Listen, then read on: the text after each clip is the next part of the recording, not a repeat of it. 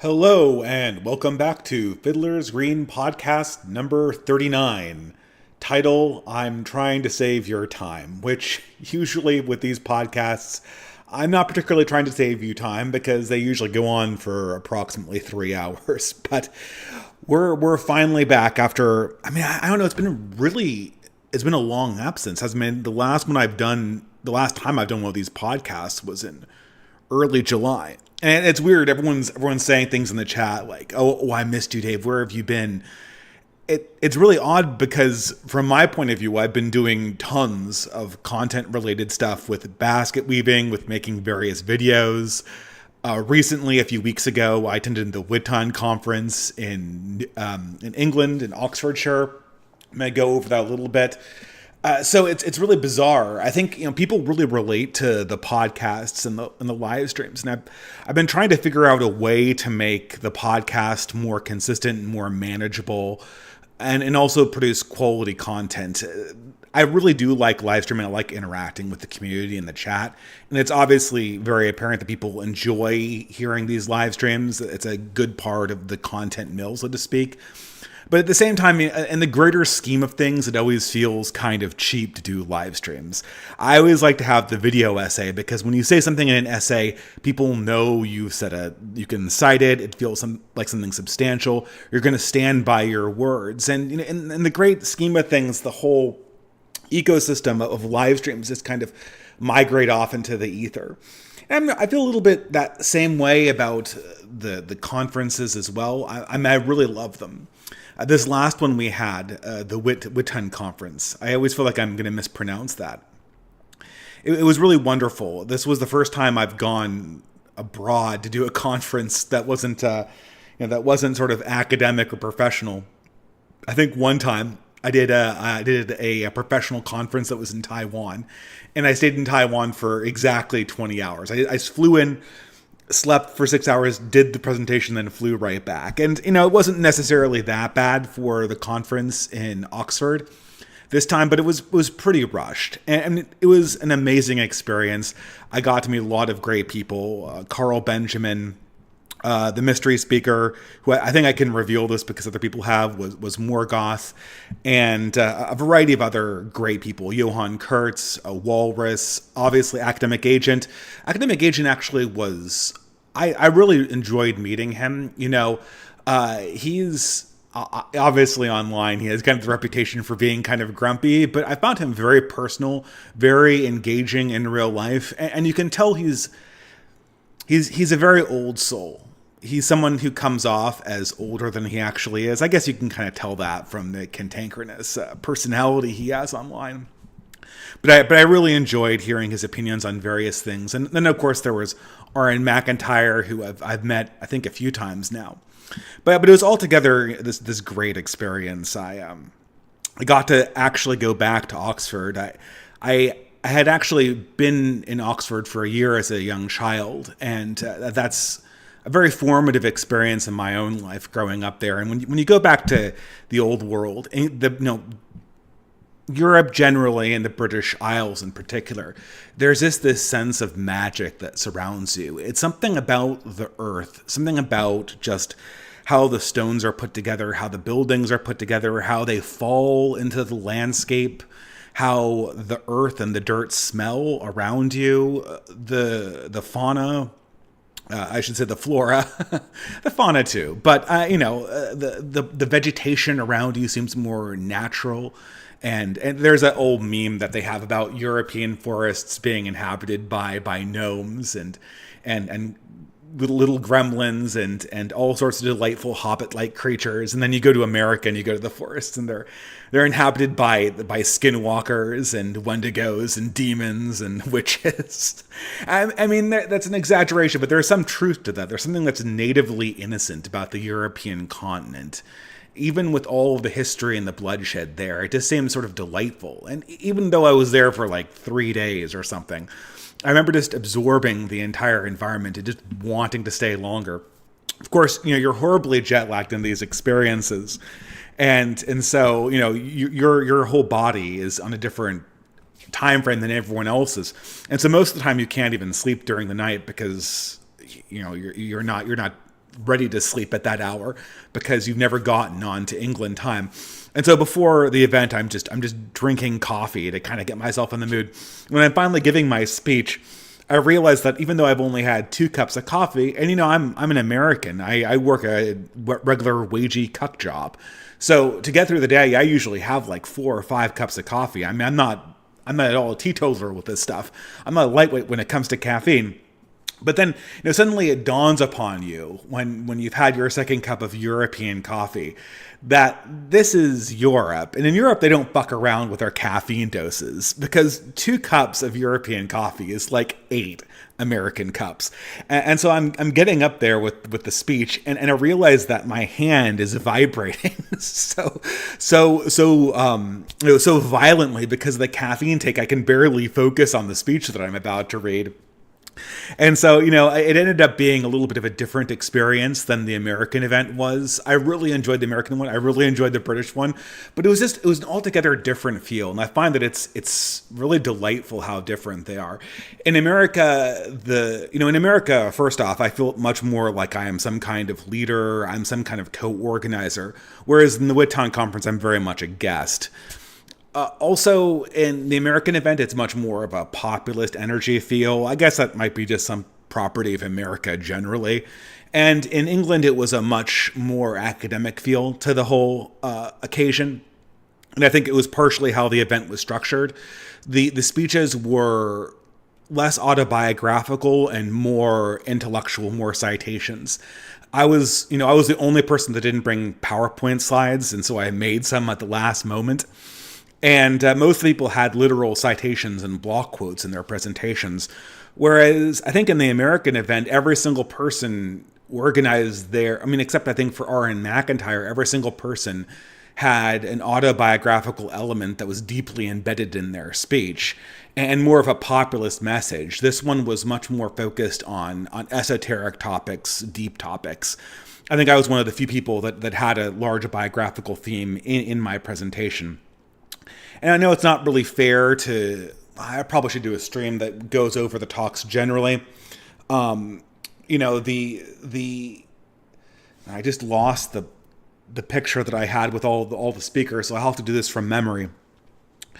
The first day I got there, the 2 speakers were R.N. McIntyre and Academic Agent. So right up front, you have sort of the 2 academic heavyweights that were coming in to deliver their take on Spengler and elite theory and Nick Land and the eventual doom of civilization at the hands of entropy or extropy or what do you say, autonomous general AI or whatever. Those were sort of the deep and heavy talks, and they dominated the first day. Then the next day, we had a really good talk from the Walrus. And, I think it's always a really hard slot to fill in. First thing in the morning, people are recovering from breakfast and still kind of getting into their first cup of the coffee, and you have to break the ice. And I think the Walrus's talk was really, really good. It was about the nature of civilizational entropy itself and its course throughout history. And it was a very good chaser for RN and Academic Agent's talk if they had been closer in terms of time. Then following him was my personal favorite that I saw, and I had to leave early, missing the last few speeches. But that was Johann Kurtz. He had a talk. He's from the Substack, Becoming Noble, I think the Substack is called. And he had this excellent talk about self-sacrifice. And it was a direct answer. It was a direct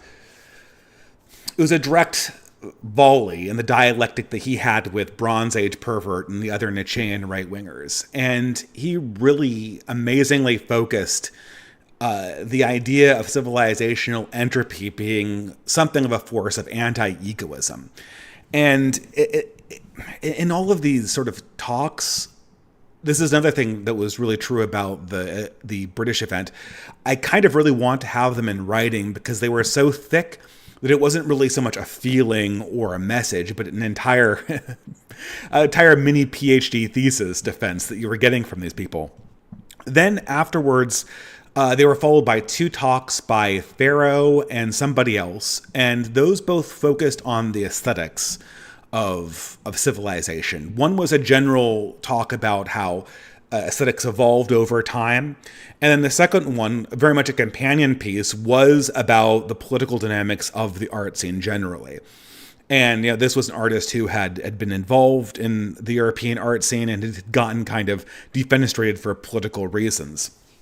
And then finally was my own talk that I did. I think it was called What I Saw from the Colonies, about how I saw the continent change from when I was young and lived in England to when I was older and returned, and how that compared to the changes that I saw in my native California, and how maybe a part of the British spirit could be preserved.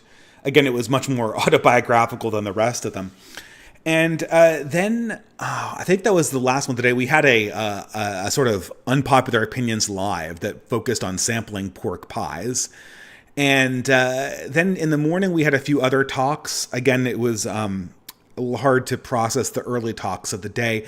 And unfortunately, I had to leave early. So I missed both Carl Benjamin and Morgoth's talk, which I really want to see. And I can't wait till they release videos, because I spent a lot of time talking to both Carl and Morgoth at the event and hearing their various thoughts on things, especially their various thoughts on England and the evolution of Europe, especially since that was what my talk was about. And it's a shame that I didn't finally get a chance to hear their talks and kind of process what they actually had to say. The title of Sargon's talk was We Are Inevitable, which I think is just... that's the perfect capstone, or will be the perfect answer to the kind of dour doomsaying that R.N. McIntyre, an academic agent, started the conference off with. So there was that. And again, it's a lot of work and it's a lot of fun, and you always feel like you get back from doing all this stuff blog related more than more than you usually do on a typical week of podcasting. And people you come back to the internet and people are, where are you? Have you died? Are you shutting down your YouTube channel? Is that it? You've just given up on the political scene. And it's so incommensurate with the amount of effort you've put in ordinarily. Because as far as people are concerned, if you're not live streaming every week, you're on the short list for dying. All right, but we are officially back to live stream season, and I wanted to talk about a variety of things. I probably should just mention while people are coming in, just how I wanted to organize this season. I think the best way to do these podcasts is to do them in kind of seasons, and then maybe take a few months off during the summer when it comes to conference seasons. I think that might actually work better, because I can transfer the time I usually use for these podcasts into the time I use to prepare presentations for these conferences. But I'm thinking I'm forced to kind of move this podcast to Wednesday due to other scheduling concerns. But I'm thinking perhaps the schedule is going to be 3 times a month, with perhaps a day off or a week off on the first week of the month. That kind of gives you a good flow, and it gives me time to use that period to produce some of my video essays, which I consider the core of my content here. I'm also considering moving most of the efforts I have to Substack. So I don't exactly know how I'm going to monetize my content on Substack. I always feel really bad monetizing anything, because I always want to maximize reach and minimize the amount I take from you guys. But at the same time, it's I do want to get a little bit of compensation, for the essays I write, not just doing the super chats. So I'm trying to come up with a model. Maybe an aggregator might be the way to go. Release a post that just aggregates various other live streams I've done and permalinks to these streams, because I usually sunset these streams, which is why the original title for this podcast was Sunset Streams, until before I reconfigured it to be Fiddler's Green Podcast number whatever. I think that might be the best way to actually organize this content going forward. But in typical fashion, I want to have a topic that I talk about, examine in detail, and then go on and have some super chat time. Okay. So with that being said, and actually there's a new way I wanted this. Will this work? Perfect. I think this is going to be the way we do things going forward. So what I wanted to talk about today, the title for this stream, cryptically enough.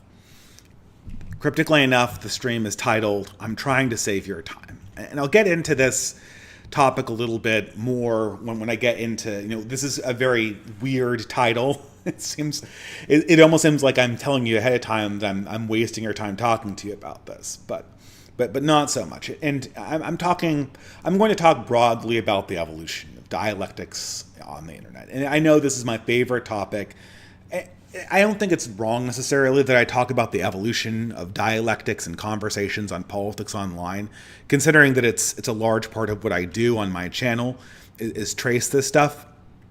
But I think this is something that I think of a lot when I go to the internet, and recently I've kind of been looking back on the various ages of the internet. I remember going back to this old skit show. There was this old webcomic I used to read in the early 2000s, and then they turned it into a YouTube channel. And this was called Saturday Morning Breakfast Cereal. Now, Saturday Morning Breakfast Cereal was this comic that was a hallmark of my experience as a new atheist, my new atheist phase. And this was a comic that was focused around being as objectionable as possible. So you'd have characters that were doing something horrible, and then the caption would be something even more horrible that would kind of shock you, and the running joke would always be that these were cynical takes on reality, and no matter how cynical the take is, you could get even more cynical. And so they turned this in 2009 or 2010, I believe, into a short-running show of YouTube clips. And I thought these things, and this was right around the time when I was becoming a Christian. I was leaving behind this sort of cynical take on the universe, and I was moving towards more of a Christian worldview.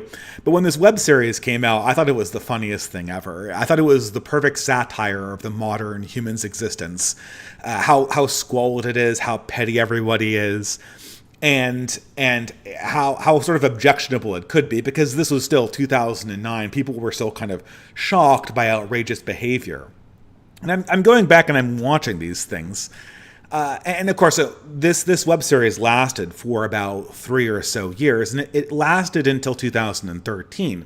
And what really killed Saturday Morning Breakfast Cereal was the fact, I'm not going to mince words, it probably was Gamergate. It probably was the emergence of the Great Awakening and the fact that the nerd community was fundamentally split. And this created a huge problem for, I think Zach Wiener is the guy behind Saturday Morning Breakfast Cereal. It's interesting because he comes from a town that's right next to mine in California. Very ironically, also one of the locations that the very, very famous comic artist R. Crumb also lived. But Zach Wiener was doing this kind of satire of modern life and religion, and so the joke of Saturday Morning Breakfast Cereal was it was twofold. First of all, it was everyone in the past was an idiot who was blind to the real reality of the universe. Now we know the real reality of the universe, and it's totally horrible. Everything is bad about how the universe is. And furthermore, modern man's reaction to how everything is horrible and bad is just to become a fat slob who consumes product and gets excited for next product. So the thing about Saturday Morning Breakfast Cereal is there was something for everyone, right? There was the ability to kind of laugh at the past because it was so stupid, and then also simultaneously recognize that the present world was squalid and degenerate, and was in some ways worse than the past that it had left behind. And so you could laugh at these things and feel smugly self-superior. And even if you were like I was, a person who was becoming Christian, you could kind of turn a blind eye to the cringe more fedora takes and focus on Saturday Morning Breakfast Cereal as a satire of the modern world, which, I think that's the stuff that still holds up. Now, what happened though eventually was, and you get this looking back at all of the skits you could never pull off in the modern day. All of the skits you couldn't pull off because the new atheist ones transparently look like they're punching. To borrow a leftist term, it looks like they're punching down at religious people for really petty reasons, and for reasons that for disloyalties to science that are manifestly more present in things like the trans movement. And at the same time, this kind of cynical take on modern life. In 2012 or 2011, this could be kind of generally applied to people across the board. But starting in 2013, after the Great Awakening, every time you portrayed the squalidness of modern life, you had to make it very, very clear that you were targeting this specifically at the groups that you could make fun of: white, Christian, straight, males. And Saturday morning breakfast cereal got more and more political in its inclination and its pointing, and this started to make it. And it started to make the general cuttingness of the comic and the web series completely fall through. And then I think once Gamergate happened, it really had no choice but to pick sides. But once the product became political, it couldn't really maintain itself. And now all of a sudden you have Zach Wiener. He most recently made a web comic, or I think it was a free distribution comic. It wasn't called 1 Billion Americans, that's Matt Yglesias' book, but it was roughly the same thesis. Zach Wiener's idea was that we should have a totally open border to immigration. And this was put in like his typical Saturday morning breakfast cereal comic style. And once you see this, and I should just go over this briefly. I mean, I think everyone kind of understands this here, but a completely open border, we take all comers immigration policy is an utterly disastrous policy idea for this country and for the world overall. There are 1 billion Africans, and about 40% of them want to move to Western Europe or to America. And that's with the current immigration restrictions in place. If we throw open the border, an enormous amount of the population of Africa is just going to move to North America. And that, combined with the immigration from what remains of South America and the Middle East, the native population is going to be completely swamped by the amount of newcomers who come in. Our infrastructure couldn't even possibly handle that. Moreover, that would correspond with an enormous amount of cultural disintegration. It would completely disrupt our political flow. More than half the people voting wouldn't have been born in this country or have any connection to its language. I mean, this is just absolute insanity. Yet it's put into this comic book forum that sells it to you. And moreover, whenever you read this, you're remembering that this is the person who looked at ordinary Christian morality and thought that it was transparently ridiculous because of the fact that it recommended monogamy before marriage. I mean, monogamy is completely impossible, but facilitating 1 billion Africans moving to New York City tomorrow, that's sound, prudent, rationalist policy. And if you don't agree, then you're a terrible person who deserves the worst things happening to them. And you look at the career of Saturday morning breakfast cereal, and you have to, it's an artifact. And it has its moments still, but it's an artifact that could only exist in a certain time and place. And that time and place was the late 2000s and the early 2010s. And any other time, it comes off as sort of crass and nihilistic. And this kind of gets me to my first topic of conversation, or the first thing that kind of gets this subject going. And that is the return of Gamergate, or I'm going to kind of continue my look back. So seemingly as a response to me doing this retrospective on Saturday morning breakfast cereal, which was sort of the late 2000s new atheist Highmark webcomic, as if in response, the universe puts in front of my face all of these reaction videos from accounts that I thought had been long since dead from the era in YouTube that immediately followed the new atheist craze. And that was obviously the Gamergate era. Now, there's a few videos that kicked this thing off. Here on the screen, I have Shoe on Head. She earlier in the summer or during midsummer did a video on men's rights. And then, about 2 months later, we got this release of this video game called Starfield. Now, Starfield, I think it's Bethesda. I don't really play AAA video games, but the idea behind Starfield, and people have been talking about this for a long time.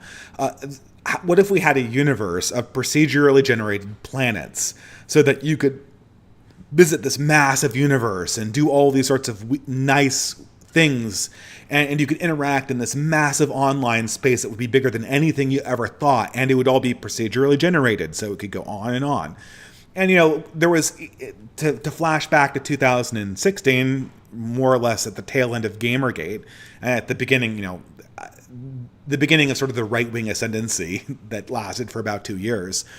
There was a similar game called No Man's Sky that was a big flop for doing the same reason, and now people are playing Starfield. We have generative AI now, so presumably it's better. But from what I hear, it's not very much fun because there's no creative imagination in the game. There was this post by Zero HP Lovecraft that I thought was brilliant that I read the other day. It was a review of Spider-Man Across the Multiverse, and I highly recommend that if you're subscribed to his Substack or follow him on Twitter, you go read this essay or listen to it or whatever. And it's broadly about how mimetic culture works, but he encases it in a review of Spider-Man Across the Multiverse. And he says something very relevant to our understanding of the video game Starfield or of No Man's Sky. He says, it seems to be that the more expansive and more infinite the scope of these universes or these multi-universes get, the narrower the imagination and introspection into the small elements of the human spirit and human soul. And Zero H.P. Lovecraft says there's only one plot line that the multiverse, BioShock Infinite or Rick and Morty or Spider-Man Beyond the Multiverse or Everything Everywhere All at Once, all of these were in multiple universe plot lines. He says of all of these were in infinite universes of infinite possibilities plot line. There's only one central plot that ever plays out, and that central plot is that the protagonist has to fight a version of himself from another alternate universe, and as a consequence of him losing, all potential universes will be immediately obliterated. And so, Zero H.P. Lovecraft points out that this is what you see in this is not sort of a Faustian idea of reaching for eternal possibility, but a constraining of that. Now, all of a sudden, all universes and all possible universes and all possible actions get melted down into one internal conflict of wills that lies entirely inside the protagonist. And Zero H.P. Lovecraft says, this is what's happened. This is how a toddler views the world. A toddler views the world that if his internal wants and struggles are not met in this moment, then that will mean the death of all universes and all potential universes ever. And, I have a 3-year-old, and I can assure people that that's kind of how they think, right?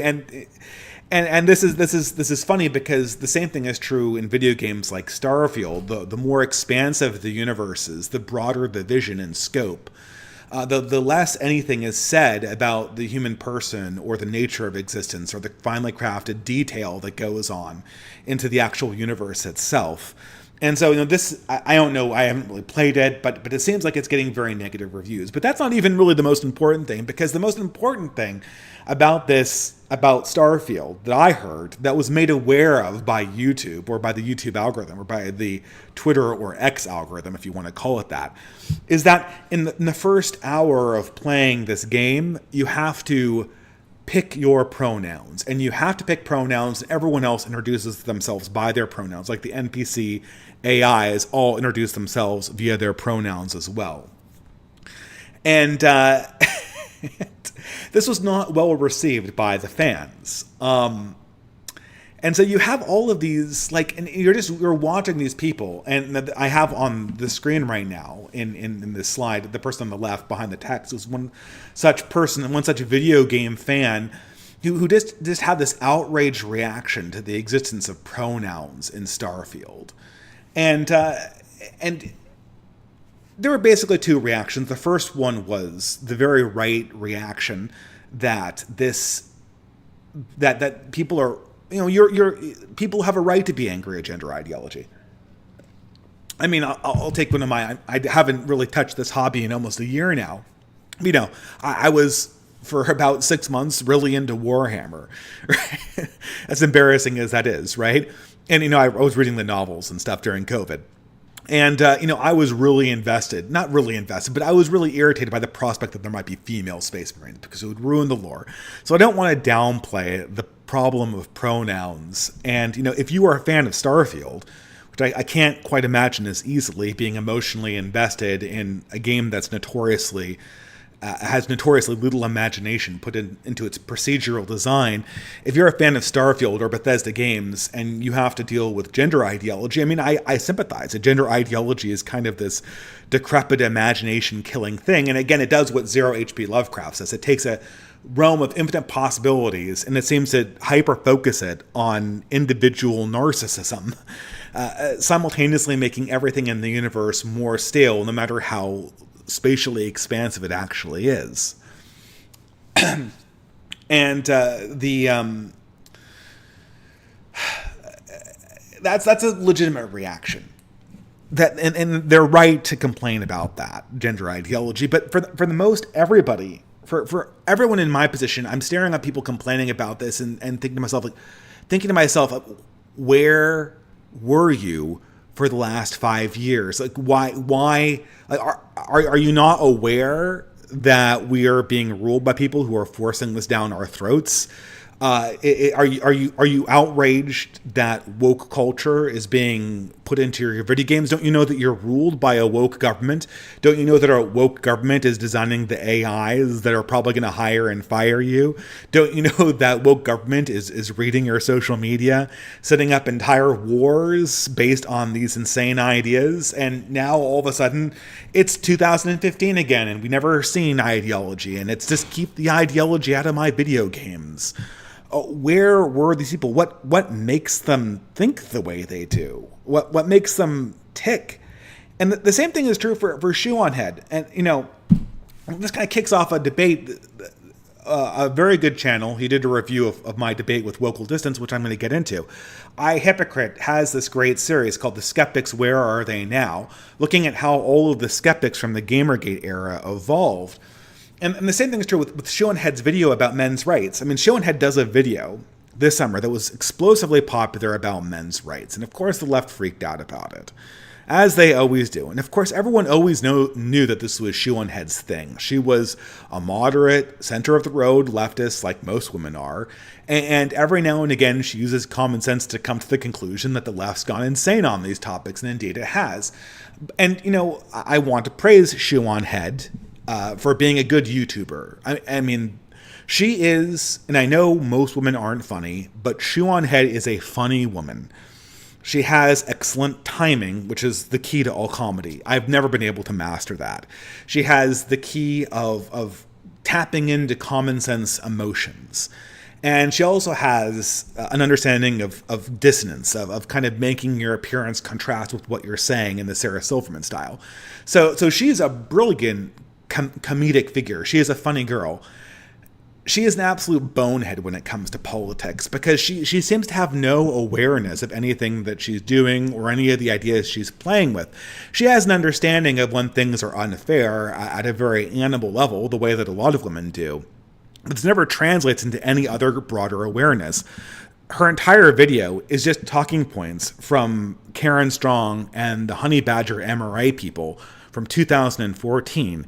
That's it. We know this stuff didn't work, and the only reason it's being rehashed right now is that entire movement, that entire area of the internet was effectively crushed by the left under the pretense that the left understood these decisions and they would bring them back, I guess, after the socialist revolution. But now Shoe on Head's mentioning these things. Well, I don't know if you've noticed, guys, but men have problems, and they're not being addressed by feminism, and look at all of these double standards. And you have to wonder, well, there's no understanding of actual political reality here. The Gamergaters, and this is something that iHypocrite's gone over too, the message that most of these ex-skeptics come up with, that aren't sort of more immediately in our circles. I'm not talking obviously about Carl Benjamin or any of those people, but the message they have is we were always on the left. We were always on the left. We just didn't like the wokeness stuff. Okay. But how is there no follow-up? How did you even have the right to have no follow-up? This is, and now the message is that we want to reset things and have things turn over. We want to have things go on from 2015 and 2015 over again. There's this thing, I say about people, and that is, I kind of want to understand the mentality. I kind of want to understand the interior psychology of people. And I just can't get on board with this stuff. There was a responsibility here to respond to a political reality in 2016. And during that time, everyone got off the bus, including Siobhan Head. And now we're kind of back to square one, back to trying to do the chatbot reset again. And, I think this is what brings me back to conversations with people like Vocal Distance. It's because regardless of what we think about Siobhan Head and the skeptics and the variety of people that are still complaining about pronouns in their video games, this is where the majority of people still are. This is how the majority of people still think. And always the question is, what do they respond to? What actually reaches them? The answer I know from most people is we don't need to reach them. We don't need to actually get into these people's heads, because they don't have any political instinct to begin with. They don't have any ability to grapple with deep political ideas or move the ball forward. I actually disagree. And I realize that my disagreement is going to kind of manifest the conclusion of this talk, but here I'm going to kind of make a very clumsy segue into my response to seeing all these things play out with the reemergence of these gamergaters, breathlessly reporting woke ideology in their video games, long after woke ideology has unquestionably conquered the American government and maybe even the entire world, to the extent that you can't see anything outside of it anymore. So, I don't know. Clueless, right? Okay, well, there are a variety of people that are ostensibly or claim to not be clueless about politics. And so for this reason, people like James Lindsay and Peter Boghossian and Vocal Distance fascinate me. I talk endlessly about these people, Peter Boghossian in particular, because it's sort of funny. I'm going into the prehistory and it all intersects. Right around the time of Saturday Morning Breakfast cereal, I lived in Portland. I was working for a company there. And during my weekends, this is just when I was converting to Christianity again, I used to go to the atheist versus Christian debates. And what was so interesting about this is that during my college years, I was an atheist. So I was on sort of the atheist sides of these debates. And then much later, at this time, I was a new Christian. And so now I saw everything from the opposite end. And the person who was running these atheist versus Christian debates, there was a few people, but one of the big people on the scene was Peter Boghossian. And Peter Boghossian, back then was 100% in line with this Christopher Hitchens line about religion being bullshit. Surprisingly enough, in one of those circles, I also met and briefly became somewhat good friends with an aspiring photographer called Andy No, who later went on to even more infamy in his own right, which is kind of ironic.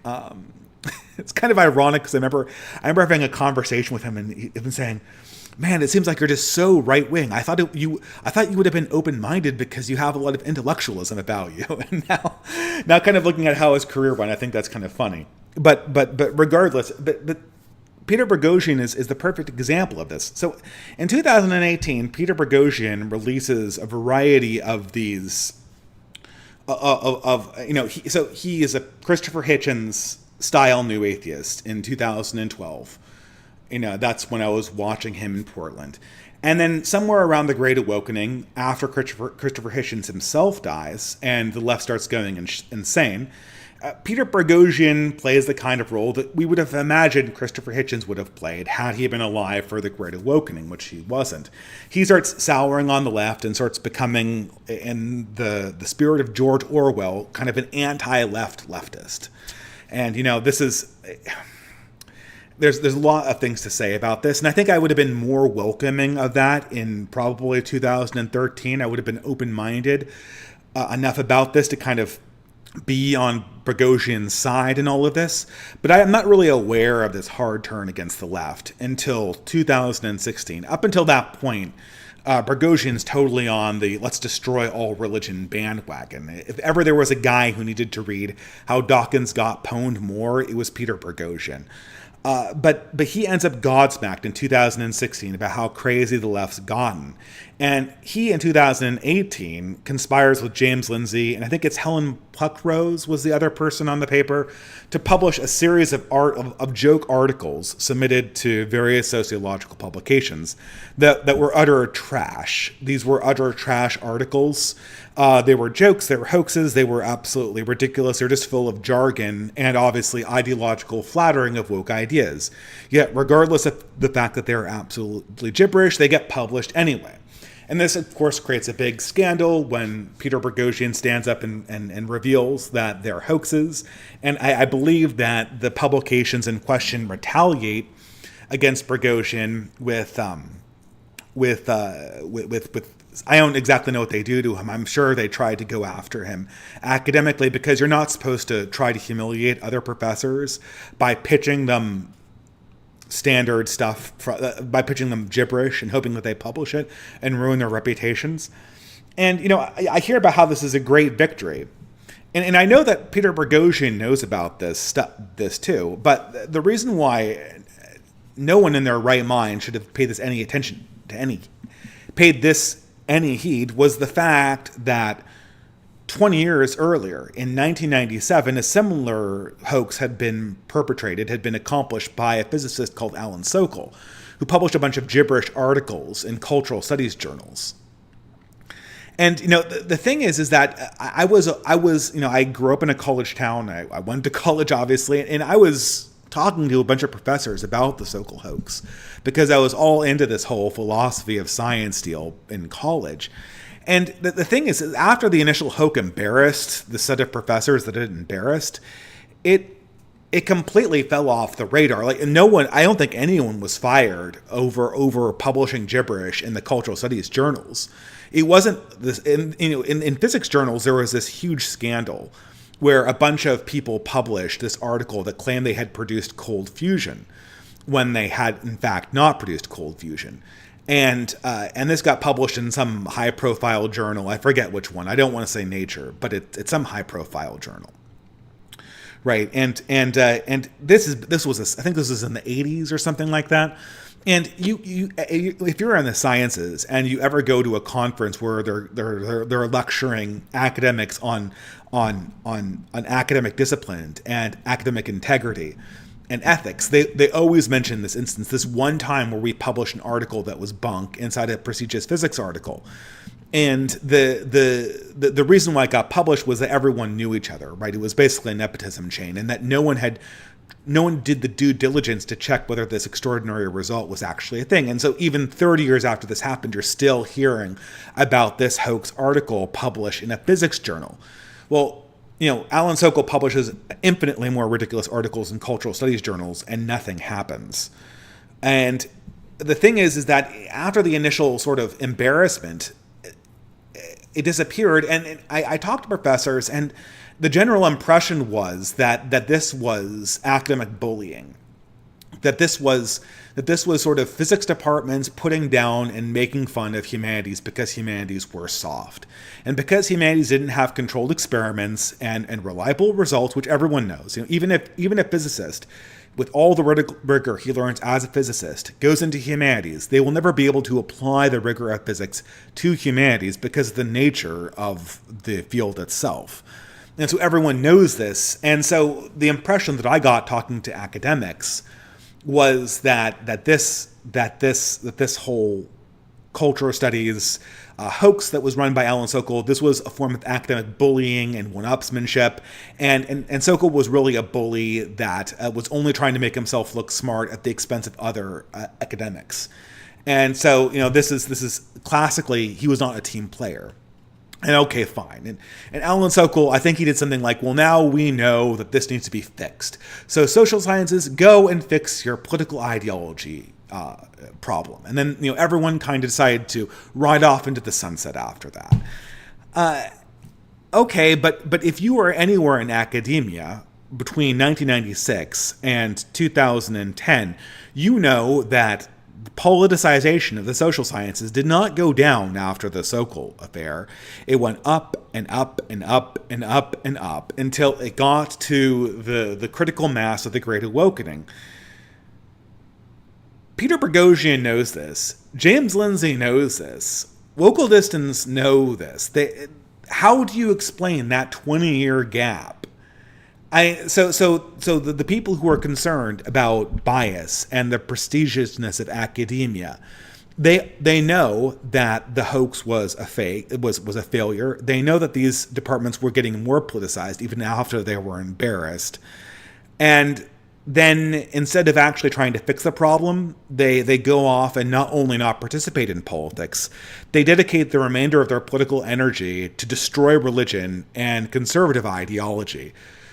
Functionally, the only effective thing that could hold back this tsunami of ideology in the universities.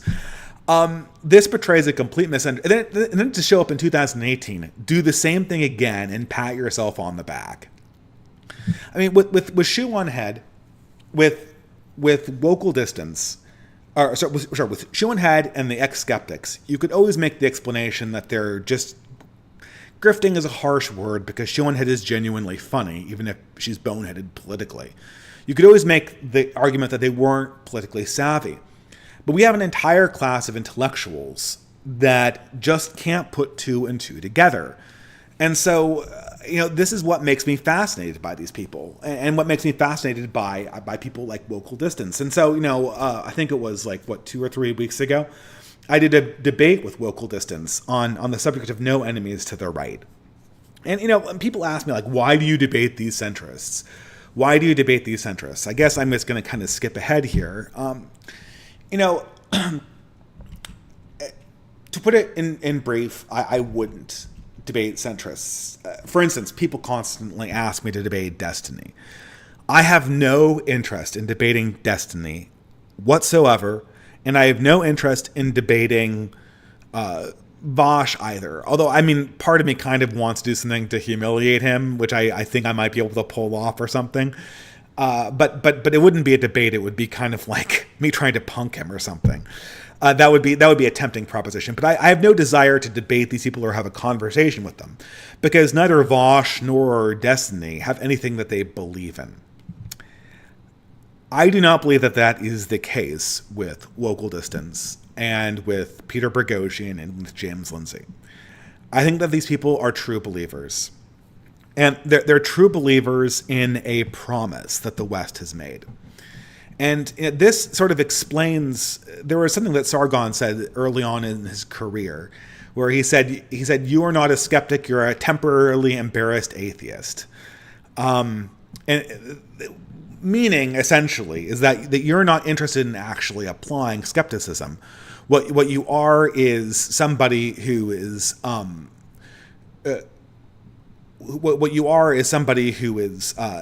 ideologically persuaded by something, and you can't justify that. So you have to cloak yourself in the shroud of skepticism in order to justify your beliefs. And I think I hit back at Sargon, and I still kind of like this title for Sargon. I think I always call Sargon or Carl Benjamin, I always call him a temporarily embarrassed Anglican, because he's so Anglican in his sensibilities and in his temperament and in his ethical persuasion, and even in sort of his core implicit spirituality, even though I think he's an atheist or an agnostic, that I always think of him as somebody who is deeply in his soul Anglican and who just can't bring himself to justify the substance of the beliefs themselves. But that is, I think, what's going on with Local Distance and with people like Boghossian. They were believers in a certain promise that Christianity had towards, and this is, I think, where sort of the Mencius Moldbug perspective comes in very.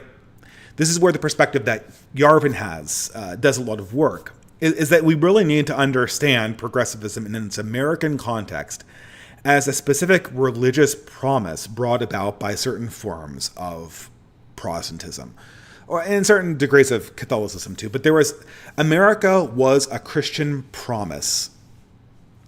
It was a Christian promise that the force of Christianity could bring morality, the force of Christian morality could conquer the entire world and essentially end politics, and that the force of Christian epistemology could conquer all doubt anywhere in the world, and that any messy notions of conflicting worldviews or conflicting ideologies could be subsumed into a process or a system that would allow these things to be transformed into meaningful dialectics.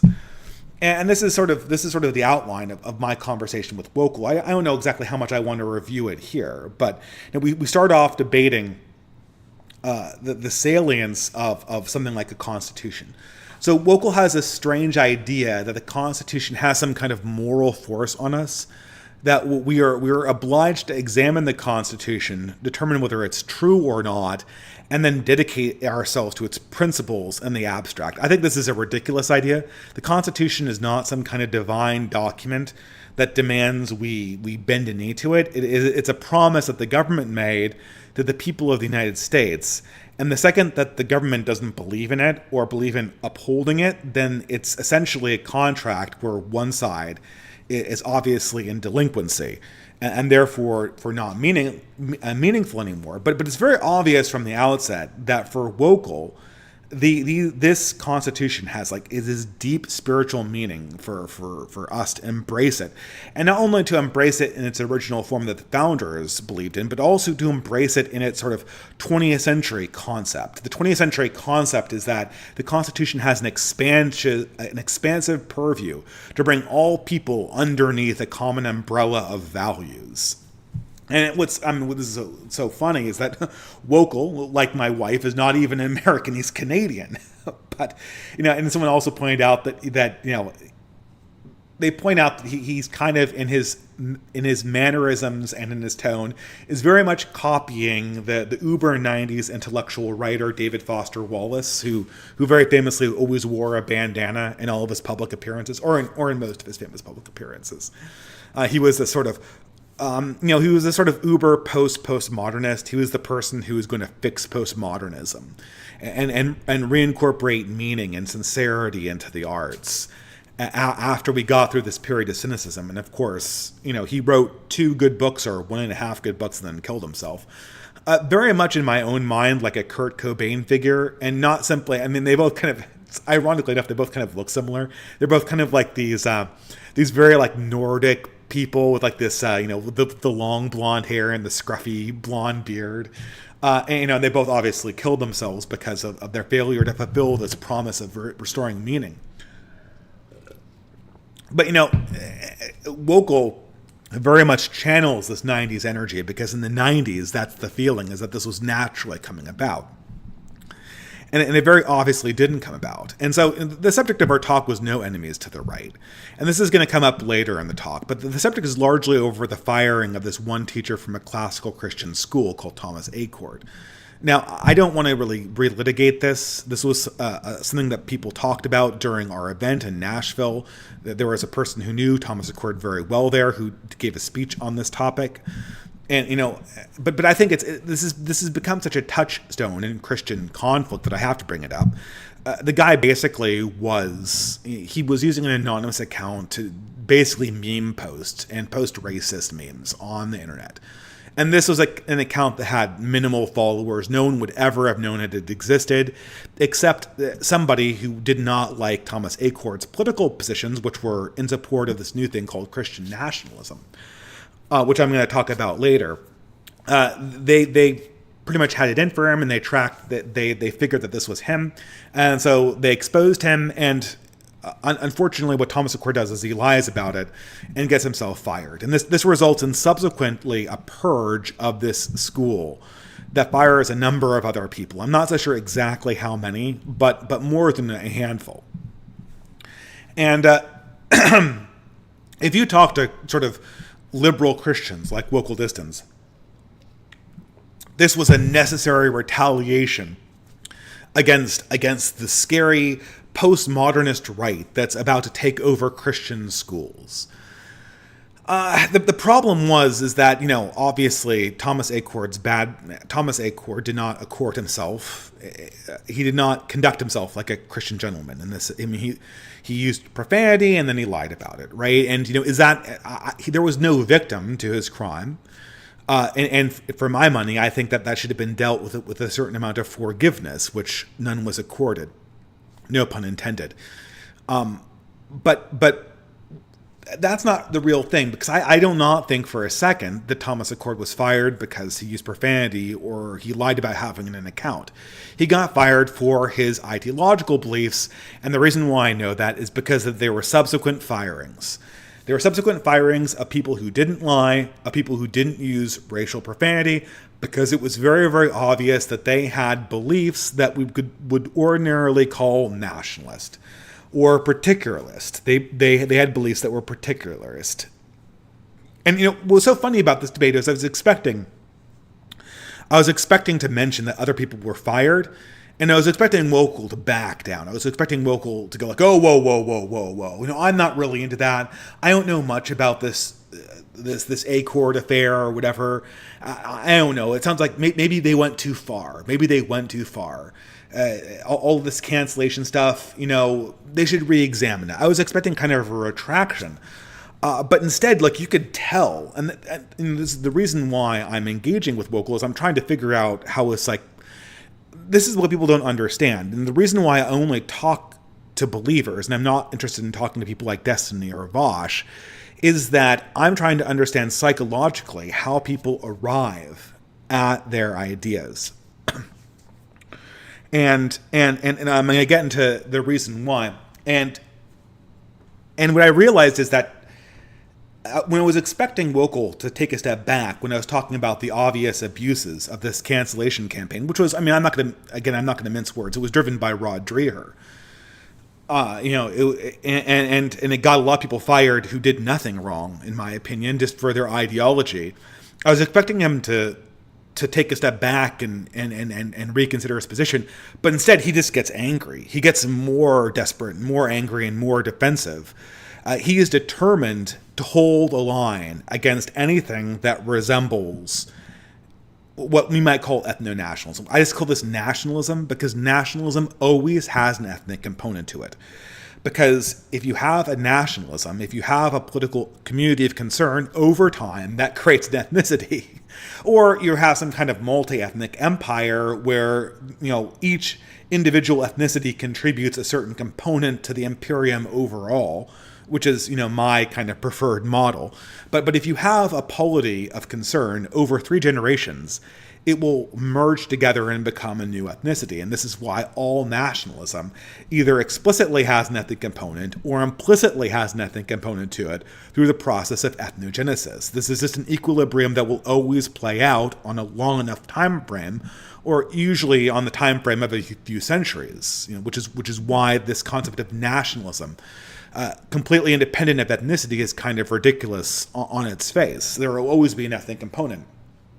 But this, I want to say enraged. And I do really respect Wokel Distance for showing up to this debate and being a good sport about this and listening to my hard questions and trying to answer them. But this is something that, he can't countenance. He supports it in the case of Israel because he has to. But he cannot countenance this idea that the liberal project would ever have to make any kind of retraction in the face of a difference between people. And this is me psychologizing a bit. Now, for anyone who watches the debate, there's this gotcha moment where, there's 2 pretenses. The other pretense Wokel has, I should say, the other pretense Wokel has is that everything having to do with race and identity and gender, that's not some kind of natural emergent property that comes from managerialism, that comes from academic trends that began 100 years ago in the early 20th century. This is not a natural process of entropy. All of these bad ideas that really became prominent in the early 2000s and became dominant in the late 2000s or the early 2010s These are just the consequence of like one or two or three or four bad actors. They had their prominence publishing in the 80s. The Pedagogy of the Pressed by Paulo Freire, Kimberly Crenshaw, Michel Foucault, Jacques Derrida. This whole rogues gallery of villains. They kind of feel like the eco-villains from Captain Planet. Those guys are the bad dudes who caused this stuff. And if you went back in time and you got rid of all these bad postmodernist dudes, then the 90s would have proceeded on pace, and it would have gotten us the post-racial utopia that we all would have wanted, where liberalism would have spread across the world. And this is just a correction that needs to be made now. We need to just get rid of wokeness, and the source of this wokeness are these esoteric political theories. That's one pretension, and so the other pretension is that ethno-nationalism is always bad. And there's this moment where I bring up the subject of the dreaded subject of Israel, which is, if Israel isn't an ethno-nationalist state, then I don't know what is or whatever has been. They literally do blood tests for immigration purposes to make sure that you have the right composition ethnically, genetically. That's where we are in Israel. I don't hold it against them. It sounds like a great country in my book, but it is what it is. And, so most people who watch the debate probably will go back to the moment where Vogel could not very easily explain why people in Israel needed to have their own state, but people in South Africa didn't. Or maybe people in South Africa did now that they were under threat of potential genocide or ethnic cleansing. But at the time when they actually had the ability to push it back, say in the 90s, their desire to have their own state was racist and completely illegitimate. This is the local position, and it's completely incoherent and it falls apart. The other thing is, the other kind of gotcha in the debate was this moment where he propositions that all of this racial salience in politics comes from these few authors. And I point out, look, racial salience has always been a product of human political organization. It's not good. It causes a lot of chaos, but this is just a reality. It emerges from human beings' natural desire, not from a bunch of authors that had their prominence in the 1980s. There's a broader decline here, and it starts with sort of our godlessness, our atheism. And so, this kind of, it kind of explodes his argument. But the deeper thing, and I think sort of the more emotional part of the debate, where I wish we had more time to discuss this, after we got through all of the standard liberalism talking points that kind of crumble to dust when you have them in your hands. The other part of the debate was really interesting. It's very apparent emotionally that Wokel needed to have this idea that 90s liberalism and individual choice would conquer everything. He seemed to be very proud about the idea, and this is something that I found later on, which was when we talked about Muslims coming to Canada. He seemed to have this really great, let's assimilate into Canadian culture. Well, what's that? Well, Canadian culture is just Tim Hortons, maple syrup, and being nice. And he came up with some examples of some Muslims, I guess, who did assimilate to Tim Hortons, maple syrup, and being nice culture. And, that's, in Wokel's book, that is a success. And in my book, that's a travesty. Because if the summation of your culture is consumer products, fast food joints, and pop culture, there's this entire rich, my people and the Turks were great enemies historically. But I deeply respect Turkish culture, and replacing all the depth of Ottoman culture and Sultanate culture for Tim Hortons and maple syrup and Lizzo is this crime against humanity generally. And the obvious easy explanation is that Wokel is it's the Gamergate explanation. That if I was trying to be pejorative against Wokel, I would say something like, well, he's just he wants everyone to be consumed and the culture of consume product, get excited for next product. But that's not actually what Wokel wants. What Wokel wants is a universally deep culture. There's a reason why he looks like David Foster Wallace, and he kind of exudes the alternative rock music feeling that you got from the early 90s. And that is because David Foster Wallace and the whole alternative rock resurgence of the spirit of rock pop music, that was the last moment where it felt like there really was a soul in Western civilization, a guiding light. And the idea was that if we uncover the individual's inner self enough, there would be an emancipatory self that could be uncovered by this process. Everyone would be free to embrace the primitive, bold gods within themselves, and there would be a new explosion of spirituality. Now, I know Wokal himself is a convert to Christianity, and we have that in common. But that was the promise. That was, and what I want to emphasize here is it was not some kind of governmental promise or a political promise. It was a spiritual promise. And and Wokal is not so much a believer in consumed product as he is a believer in that sort of universal spirit of self-liberation that was there in the 90s. The problem is that spirit is dead. And the reason why it's dead is we learned in the 2000s and largely in the later 2000s, largely through social media, that once the liberation spirit was released, for the ordinary person, it would immediately go to the lowest common denominator. So this idea of freeing the gigantic, bold God within yourself, that feels really epic when you're listening to Kurt Cobain and Eddie Vedder and my personal favorite, Billy Corgan. Although Billy Corgan had kind of Christian influences in his music, he kind of struggled with God in his music. The idea was very much like this individual struggling with God, like Jacob on the ladder, and so on and so forth. And that was an epic, heroic idea of individuality and our struggle with spirituality and art.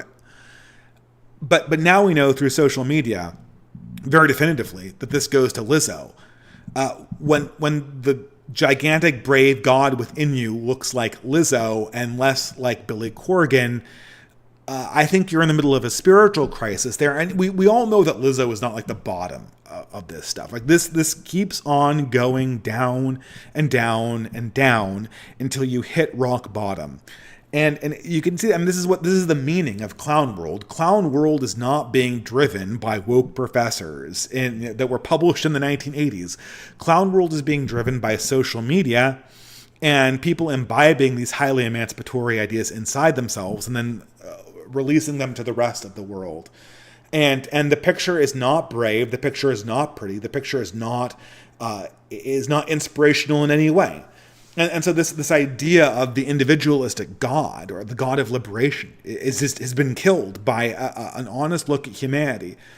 And so what every one of us is coming to terms with is that man needs some kind of external constraint to make himself healthy. And the only constraint, I think the only two options is either to be under some kind of uniform, brutalizing managerial constraint, as is being imposed on us daily by the total state, as R.N. McIntyre puts it, or to retreat to some kind of more local community where individual discipline can be enforced on individuals at a deeper, more intimate level, and in combination with a deeper spirituality that has a decidedly anti-emancipatory nature to it. Now, this kind of gets me, I have these slides out of order.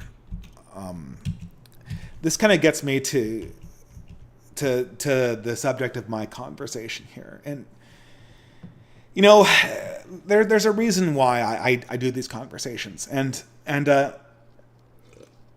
it goes back to this phrase I heard. And I heard this phrase when I first started doing YouTube. I heard it in the Millennial Woes talk where he was responding to a listener who had some kind of cringe opinion, some kind of cringe Reaganite opinion. And Millennial Woes turns to the camera and goes, "Please, look, I'm just trying to save you time." And it's funny how these little phrases, he's trying to argue with the guy over this cringe position.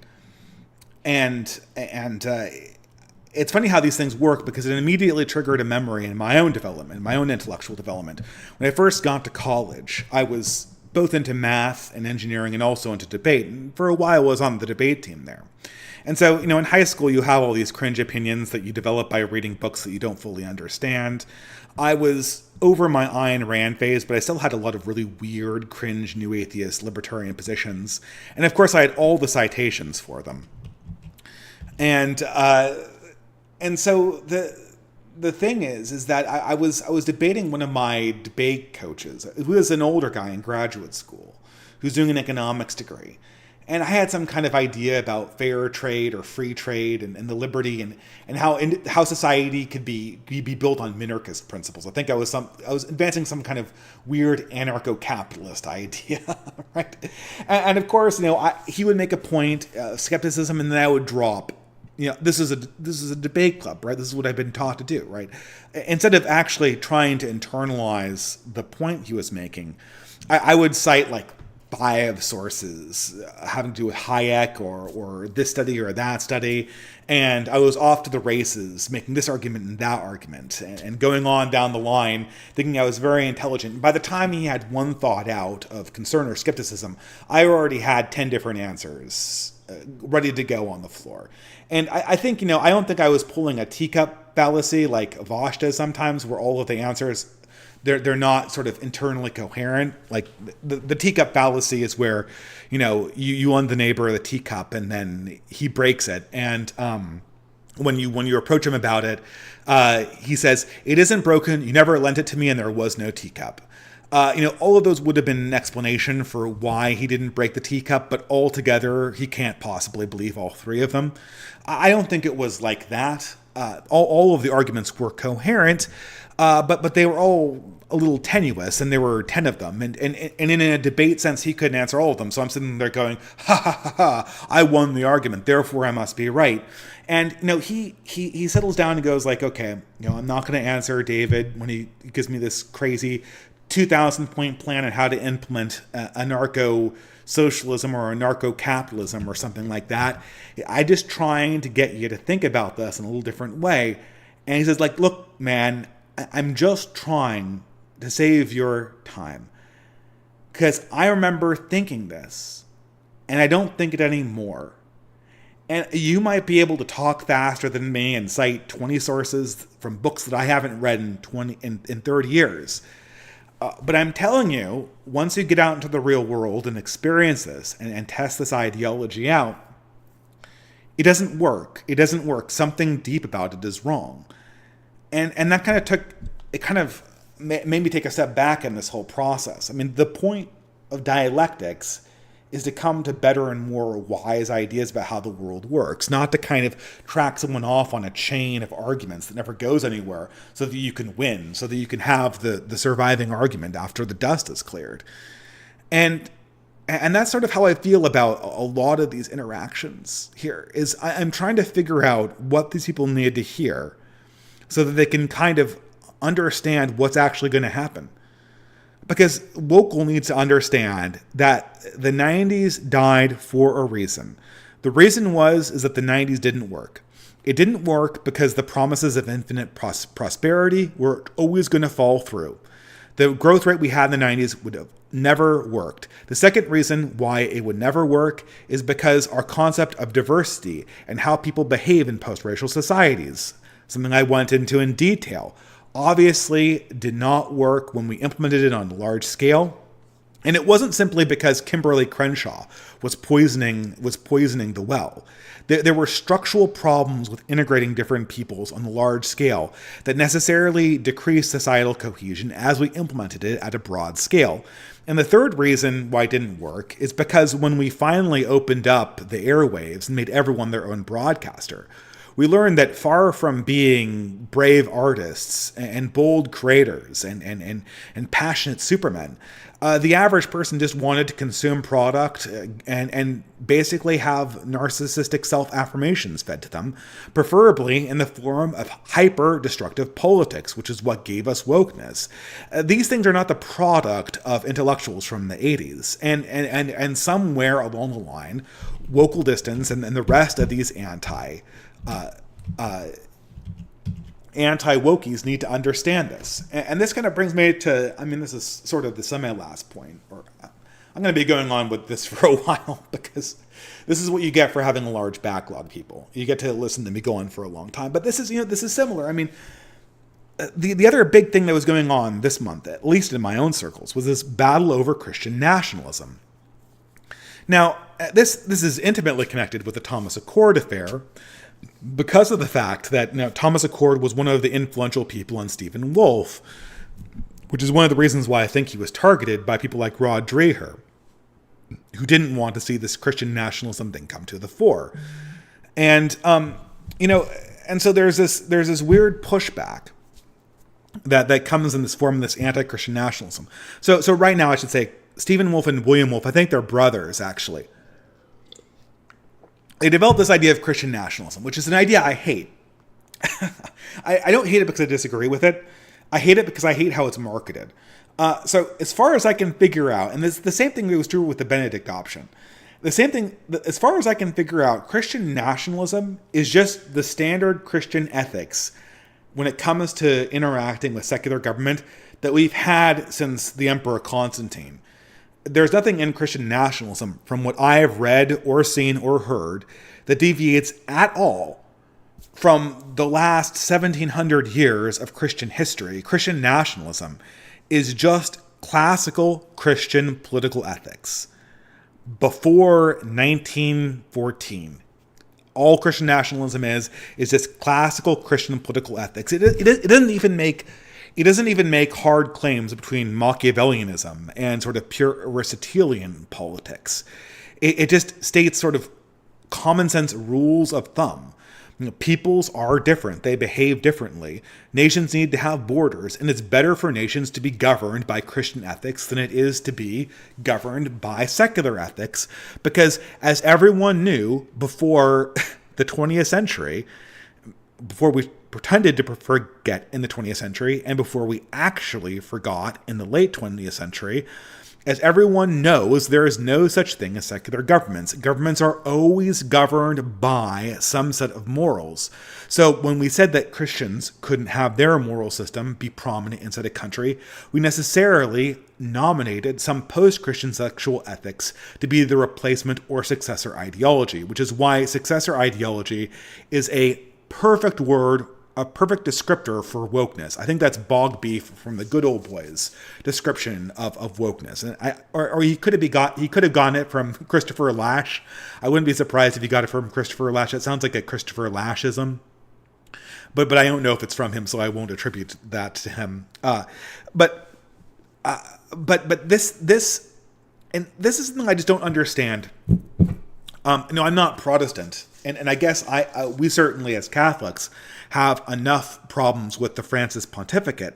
But with the Francis Pontificate, it's very easy to see where all this stuff comes from.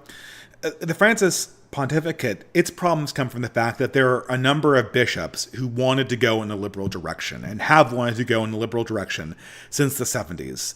They were foiled by John Paul II and later Benedict, and now is their opportunity to go to the left. And they're aided by a bunch of boomer laity, specifically older boomer women, who also feel very, very comfortable moving the church as far left as it can without breaking. And so, I have it very, very clear on my mind who these people are who want to take the Catholic Church and move it to the left. I know who they are. I can visualize them. I've talked to them.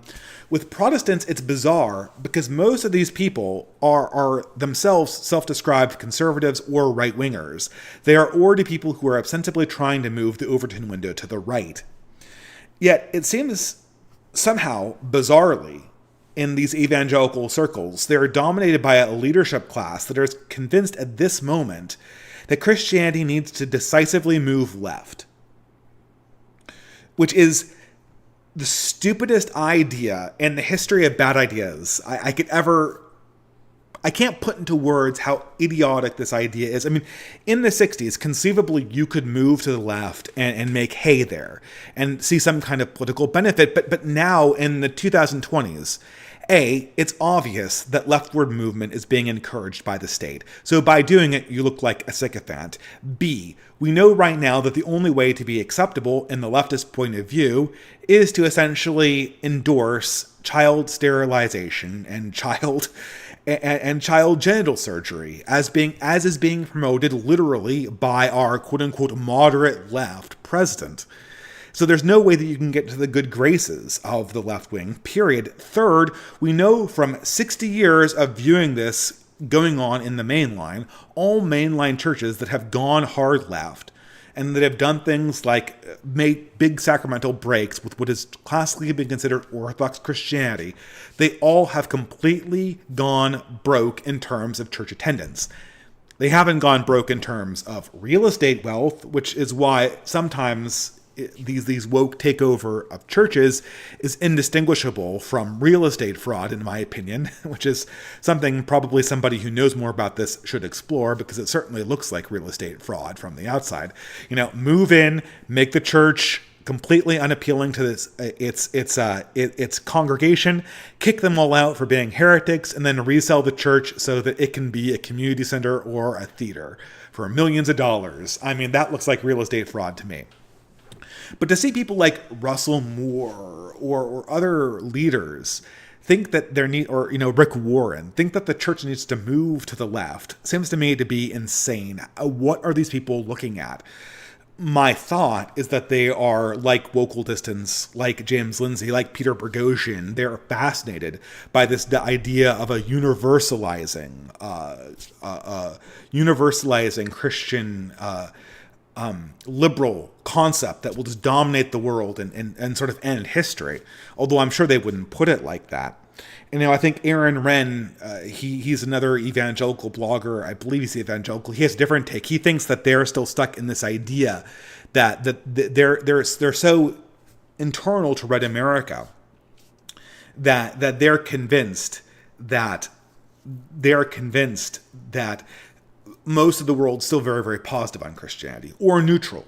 And so the best thing that Christians can do is to be very, very winsome, right? So if people are positive to you or they're neutral, you want to win them over, which is why evangelicals post basically the 90s completely dropped the fire and brimstone sort of stuff and went completely into here I am with my buddy Jesus trying to be your new best friend. And it's really irritating and cringe. And like 90% of the Saturday morning breakfast cereal skits were making fun of evangelical Christians doing just that. And that was what the Ned Flanders joke was about in the 90s too. And they want to continue this, and the only way to be a nice guy is to move left, which is how leftism obviously works. This is totally insane, but now what's happening is Stephen Wolfe and William Wolfe are putting the points plainly to them. They're taking all of the ordinary political common sense that has been practiced by Christians throughout the ages. They've compiled it into a book, and unfortunately, they've given it a name called Christian nationalism so they could brand it as their own and sell it. And this is a horrible rhetorical mistake, because they're taking common sense and they're making it their brand, which immediately means that it's not common sense, when we should just call Christian nationalism Orthodox Christian political theory, or Orthodox Christian political common sense. This is just what has been normal for the last 1,700 years. Or so they say before 1914, at least. But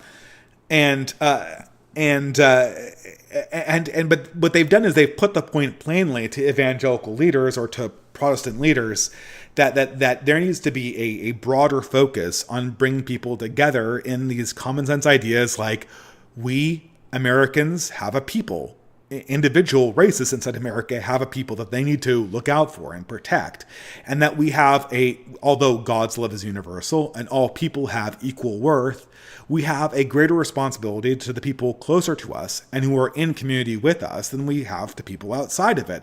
Not because those people are worth less, but because relationally we have promised these people to defend their interests. Just like, for instance, I have a greater responsibility to my son than I do to my neighbor's son, because my son looks to me first and foremost. I haven't explicitly said an oath to my son, but there's an implicit oath of bonds that link me to my son more than they link me to my neighbor's son, even though God views them as equally worthwhile. And the same thing is true for my ethnicity and my nation. It doesn't mean my ethnicity is better than other people's or my nation is better than other people's. It just means that because I am of them, I have a responsibility to take care of them first, because that's where God has located me on this earth. And this is what Stephen Wolfe has said in so many words. I hope I'm not misparaphrasing him, but that is simply Christian common sense for the last 1700 years. But now, because Christian leaders are trying to distinguish themselves from the hard right so they can move left, Stephen Wolfe and the rest of the Wolves have become kind of villains. And so now you have, and this for the last 2 weeks, I've been interacting with these people on Twitter, including just an hour or two before I came on the stream. Very funnily, somebody challenged me to debate on Christian nationalism. I'm against nationalism. If I were to pick any ideology, it would be like monarchism, or maybe I'll call myself a foundationalist, like Mr. Haywood, the shampoo merchant, would say. I'm a foundationalist. I know I am somebody who believes in good government, not necessarily democracy. And, I'm very sympathetic to monarchical forms as being a solution for this age's problems. Although I'm not sure that they're completely appropriate, or they'd have to be put under some kind of guise like they were in the Roman times. But this whole idea of 19th century nationalism, I'm very, very skeptical of. So I would never call myself a nationalist. But in the way that the Wolves put it, in terms of just saying that I have specific responsibilities, even though I acknowledge universal love, that's just common sense. But now that these guys have been identified as the scary ethno-nationalists on the hard right, all of these kind of normie-con tier Christians have to attack them. And I've been chatting, I've been DMing, a few of them have called me. I've talked to a few of these people, and it's just so, it reminds me exactly of that conversation I had when I was in college, being the anarcho-socialist or anarcho-capitalist I was back then, talking to my debate coach about how this uber-rational, open borders, free trade everywhere, no restrictions would just work itself out because I had 200 quotes. It goes exactly like that. What you get from these people is you get what I call, what they have. I'll describe what the conversations look like. The conversations look like they have a variety of arguments from Scripture about how you can have absolutely no loyalty to anybody out. First of all, you can never have loyalty to a nation because Christ is primary. You can never have loyalty to a people because Christ is primary. You might be able to have loyalty to a family, because Christ did say, take care of your family. He also said you should leave your family in other scriptures, but we're going to kind of ignore that and say that you have to be, you can maybe be loyal to your family. But other than that, your people is just the church, just your church. And then everything else has to be just Christ. And anyone who says that you have a particular loyalty to a nation is committing heresy and is being unbiblical. Because, and of course, they have like every single quote where Christ speaks out against the reigning order. And I put some questions to them. I'm like, well, okay, could you, let's say that you're a Roman centurion, and I know Diocletian wasn't competing directly with Constantine, but they were rough contemporaries, right? Let's say that Diocletian, the last Christian persecutor, was competing for the throne, or competing to be Caesar. I don't think there was an actual throne. There explicitly wasn't, because that was a symbol of explicit monarchy. But let's say that Diocletian and Constantine, the pro-Christian Caesar, they're competing for who's going to be dictator of the empire. Can you, as a centurion, make any political support for Constantine over Diocletian? And like, no, that would be loyalty to a nation. That would be loyalty to Caesar. Okay, but you're doing that knowing that Diocletian's going to murder your kids for being Christian. Well, we can oppose it, but we just can't oppose it through political means. Or we can't oppose it through the mechanisms of the nation state. Okay, fine. I mean, this is a respectable Christian position. This is what I call Christian pacifism.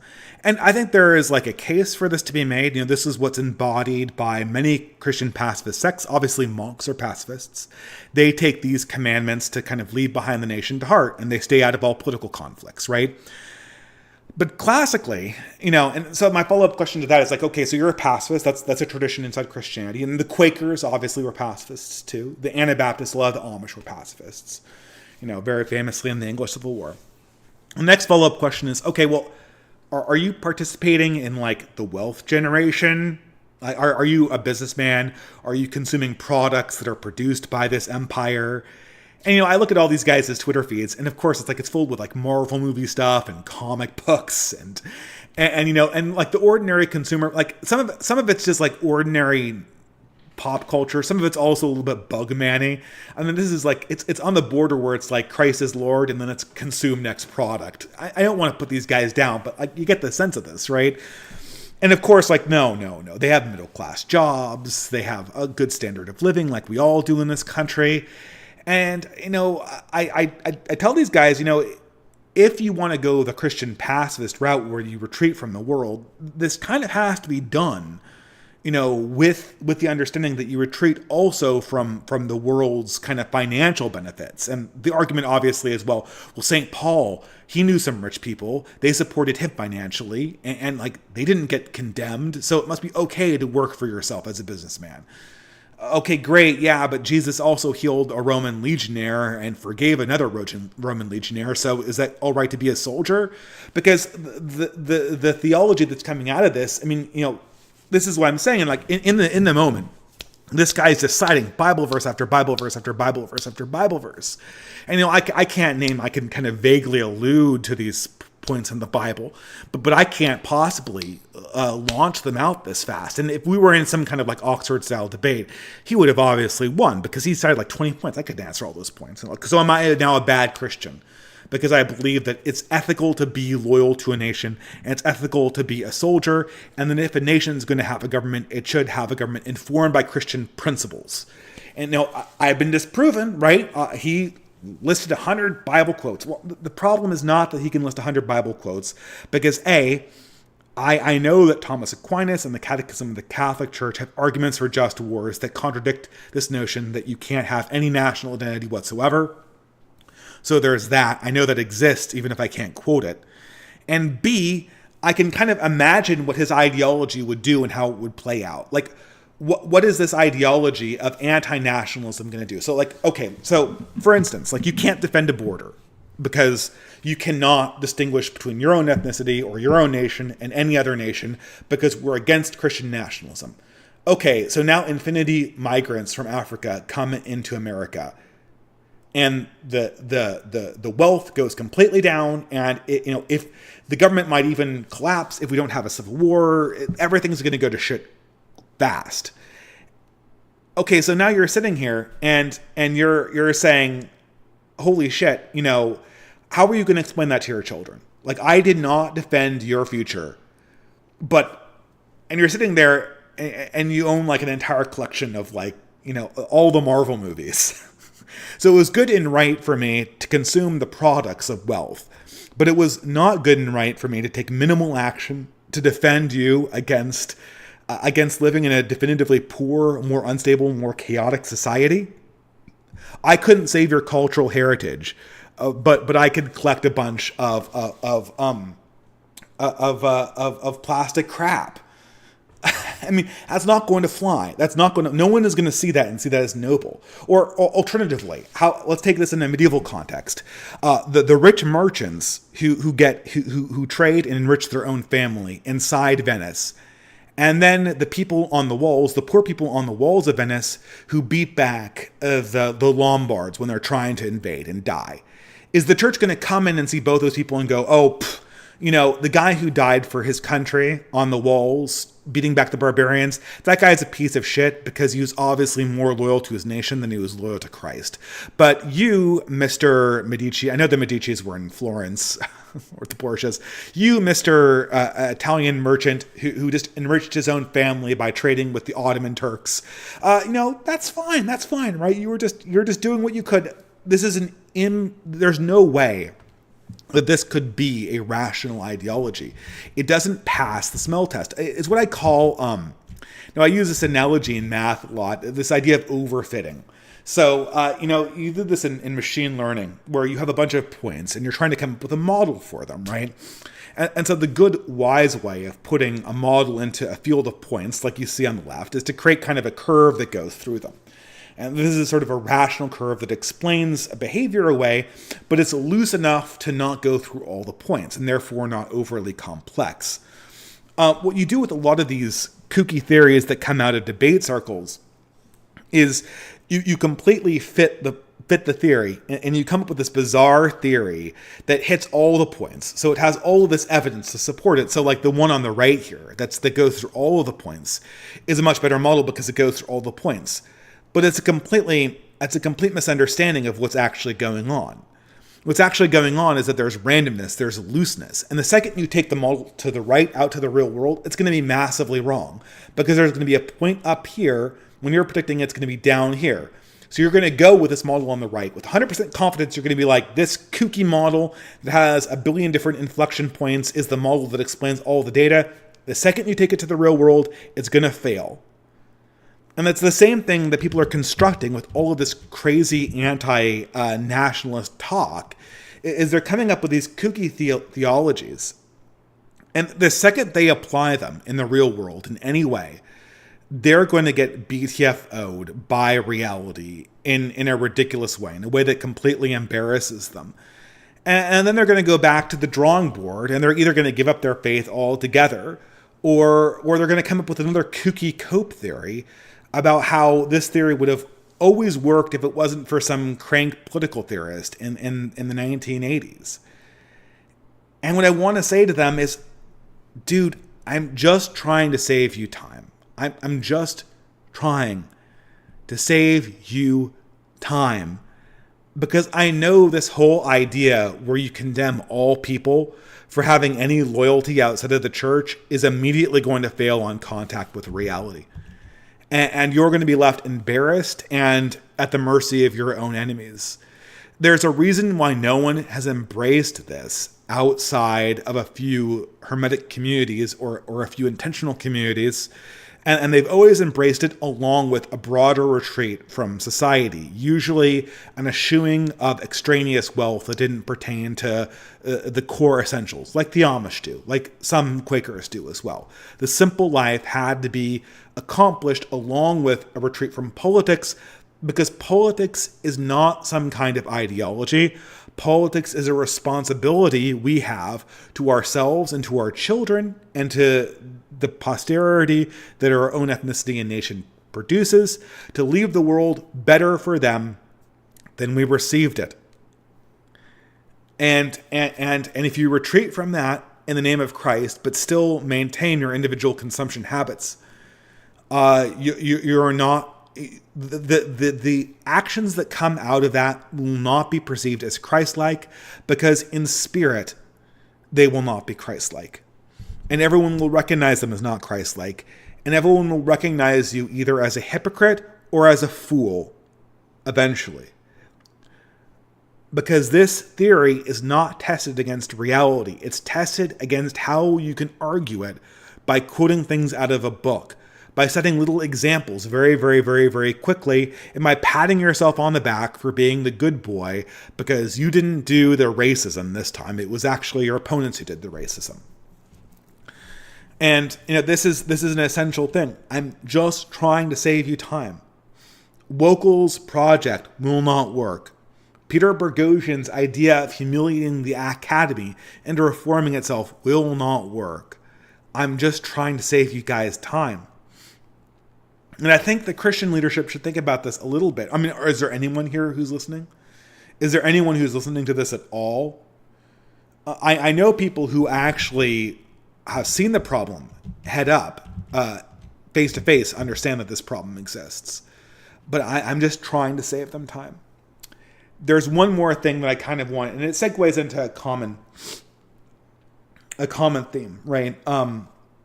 There was one last controversy that emerged on Twitter, and it dovetails. So this is not going anywhere.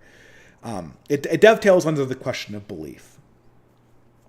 The controversy that emerged on Twitter, there were kind of two of them. I mean, there's this always perennial conflict between me and the more pickup artist or neo-pagans that occur online back and forth. And this occurred on the question of the woman question recently. There was and I'm doing a video on this that will release probably this Friday or maybe Monday, depending on when I get to it. But there's this perennial question of sort of the friend-enemy distinction, right? So let's take the other side of the equation, right? So in the form of the anti-Christian nationalists, we see, and this is why I always go away from real politics. So this is what's so important about this, is we've come from one side, now I'm going to go to the other, right?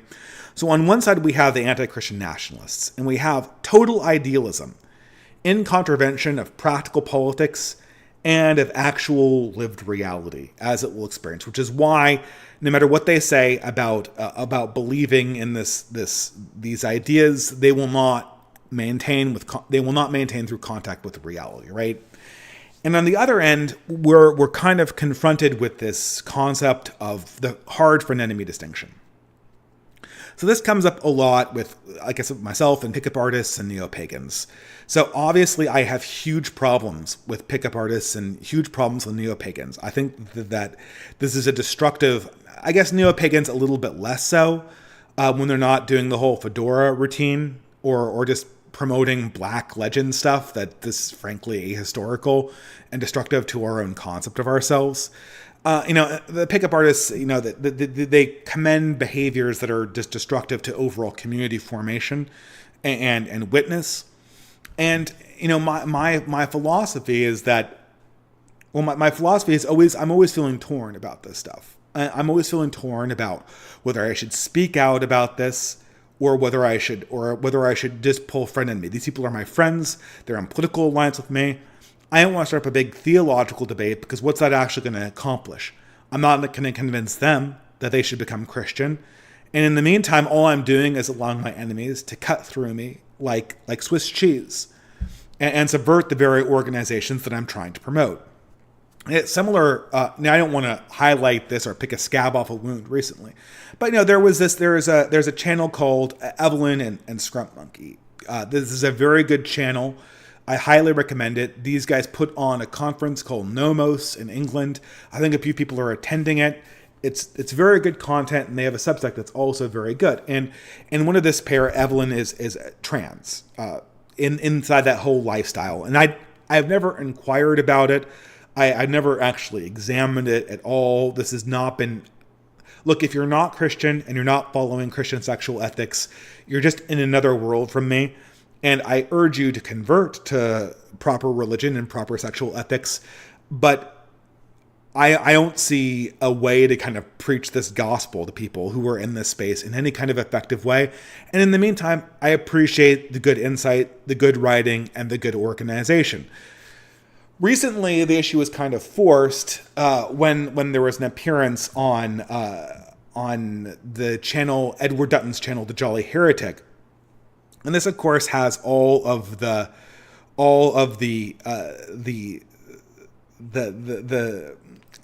Edward Dutton does this a lot. He's also a very good content creator in his own right. But the problem is that he's a scientist, so he's only a one-trick pony. I mean, he's good content. I don't want to put him down, right? But scientists, you spend years working on this one thesis, and that's your main thesis. And his main thesis is that, we're experiencing genetic decline, and this has been evidenced by a lot of people. And, it's been published a lot. There's this decline in intelligence, and the whole HBD thing. And he puts a very, very fine point on it in a lot of his work. But the problem with this content is that there's only so many times you can have this genetic decline explained to you before it becomes old hat. And while you can use this to evolutionarily explain through evolutionary psychology a lot of phenomenon, this kind of becomes old after a while. So it's very obvious that he creates thumbnails that highlight the controversy of the guests he brings on. So Jolly Heretic had Evelyn on, and plastered across the front of it was based and trans, which is, this is just the pinnacle of what we would consider late Gamergate cringe or skeptic cringe. How am I supposed to react to this? Obviously, I'm going to react negatively to this, right? Because while I am not going to seek out a fight with somebody who's not Christian or living a non-Christian lifestyle, I can't just see based and trans and not react to it negatively. Like, I'm going to disagree with that. Like, if it's in my face, if you force the issue, I'm going to disagree with it. You have officially picked the scab off the wound. If the wound was ever going to heal, it ain't healing now because I have to react to this. And so Evelyn, like, in her defense, in their defense, I should say, created this follow-up meme where an unnamed palm-rubbing individual is telling a right-winger that the trans person is their real enemy. Presumably distracting them from more important racial issues. The problem with this is, it forces the issue. The reason why we don't have to get into a debate about ideology or about lifestyle or about the meanings of words with people who are living in the trans lifestyle, even if they're on the right wing, is that it is not in front of us. It is not being memed at us. If these ideas are being memed at us, then you have forced the issue. There's a back and forth between Academic Agent and Morgoth publicly on Twitter that was very, very interesting, where Academic Agent was emphasizing the importance of friend enemy, of always keeping people on side and making sure that they're organizing. If I would paraphrase Academic Agent, it would be something like, it's better to have them inside the tent pissing out than outside the tent pissing in. And he brought up a reference to some Austrian painter, mid-century German leader, who knew that one of his sub-commanders wore women's knickers and didn't actually make a big deal out of it. And the reply from Morgoth was, okay, maybe he turned a blind eye, but he wasn't asked to compliment this guy on the quality of the lace or how good they looked in it. Yes, that's kind of the issue that we have going forward. And further, Morgoth comments that this is the problem with lacking any kind of religion or ideology. If you just have friend-enemy distinction rule you, then essentially you have no north guiding light. You have no north guiding light to actually give you philosophical consistency or give your witness any meaning. And what happens after you have no kind of guiding moral light is that the whole system becomes colonized by the managerial instinct. Friend-enemy is the ultimate Machiavellian political boundary of organization. But without that kind of central force, I could see iHypocrite on the chat, he commented on this too. Without some kind of guiding North Star, the friend-enemy distinction is going to move to pure managerialism. Like Jacques Ellul said, I think it's Jacques Ellul, this is the mode of technique. After things become managerial, you'll lose all ideological control over them. So at one point, you're accepting transgenderism or polygamy because they're on the friend side of the equation. The next, those people are managing the door and managing how your organization is going to choose friend-enemy in the future, or managing priority in the organization. There's no way to get around the central question of belief. I always say this. This is part, and this gets me back to my favorite character of all time, and the arch grand villain of. And I'm totally murdering the meme because I'm not in. This is OBS for you, right? But let me fix this for you guys a second. You can just disappear my face from this meme. This is my R.N. McIntyre style meme here, guys. It's Lorgar. R.N. McIntyre always has better memes than me, but at least I have one that has the Warhammer guy. So Lorgar is, everyone hates Lorgar because he is the first in the Warhammer universe. It's about these supermen called Space Marines or Astartes, and half of them turn to worshiping demons. And the first one who turns and worships demons is a guy called Lorgar, because he wants to have a god to worship. And because the guy who invented the Space Marines, the guy that turned them into Supermen, is this fedora-tipping atheist. He prohibits the worship of God or himself as a god or even God as God. And so he leaves this supremely religious man looking for someone to worship, and he finds that he can worship hell.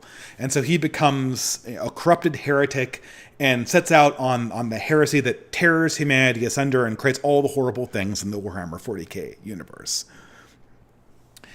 But despite the fact that this guy is the ultimate shit in the Warhammer 40k universe, he says one thing that I always echo throughout all my pronouncements on YouTube. He says, "Never forget, we will win because we understand the one thing that the secular Imperials do not understand, and that is chaos will win because we understand that this war is a war of belief." I want to repeat that so many times. This war is a war of belief. This war is a war of belief. Friend, enemy, and practical secular politics always have to be kept in mind when it comes to moving the ball down the field, when it comes to making victories. But the victories always have to advance the central imperative mode of any politics, the central product of any politics, which is belief in the mind of your enemies that you are correct. Another science fiction reference, I should bring myself back into this video, the central imperative that you're correct. You can see I'm gesturing, probably against me. Another great moment in a sci-fi universe, as far apart as you possibly could get from Warhammer 40k, is Deep Space Nine. And Deep Space Nine is the anti-Star Trek because they actually have politics. They actually have villains there. And the greatest villain of all time is Gul Dukat, who's the Cardassian who betrays the Alpha Quadrant and allies the Cardassians with the big villain, which is called the Dominion, who is this kind of dark federation. They're an alliance of aliens ruled by these mass manipulators. And they want to invade Earth and, conquer the universe and all that bad stuff. And so the Dominion's talking to Gul Dukat, and they're saying, all resistance is going to come from Earth, so we should naturally just destroy Earth, and then we won't have any more resistance. And Gul Dukat says, that's tempting, but you are missing the primary purpose in war. The primary purpose in war is to show your enemies that they're wrong, to force them to accept your greatness. I mean, I wouldn't put it necessarily in the way Gul Dukat, to force them to admit that they were wrong about you and that you were right all along. And to acknowledge in that moment your greatness. Now, I don't really believe in personal greatness, but Gul Dukat, along with Lorgar, as the two villains in science fiction who really realize what war is about. War is always fought with friend-enemy distinction as the grounds of war. But it is only ever won when your opponents actually believe as you believe, or closer to what you believe than you believe. If you cannot actually get to the point where your beliefs are advancing, then all the friend-enemy distinction in the world isn't going to make a hill of beans difference, because you will have fundamentally lost out on the point of conflict to begin with, which is a contrast of values. That's what creates the political distinction. If there was not a contrast of values, there would not be chaos, and there would not be a need for conflict to begin with. And that's more or less where I find myself in this mode, in this conflict between, myself and the pagans, and myself and the pickup artists or people who are pursuing trans lifestyles and all this stuff. I recognize the need for a king. I recognize the need for Constantine. I know that because I realize how politics actually work in the real world. And I'm not naive enough to come up with an overfitted model of how the real world works and then just have that model shattered the second my faith comes in contact with actual lived reality. I acknowledge that there has to be a king, and I acknowledge that in reality this king is going to have some amount of corruptions attached to him. But the question I always ask myself is this king advancing the greater cause of proper belief, either in holding order and preserving the faith's ability to be practiced, or hopefully in better situations, making it so that more people actually believe correct and good things. That's what dictates my loyalty.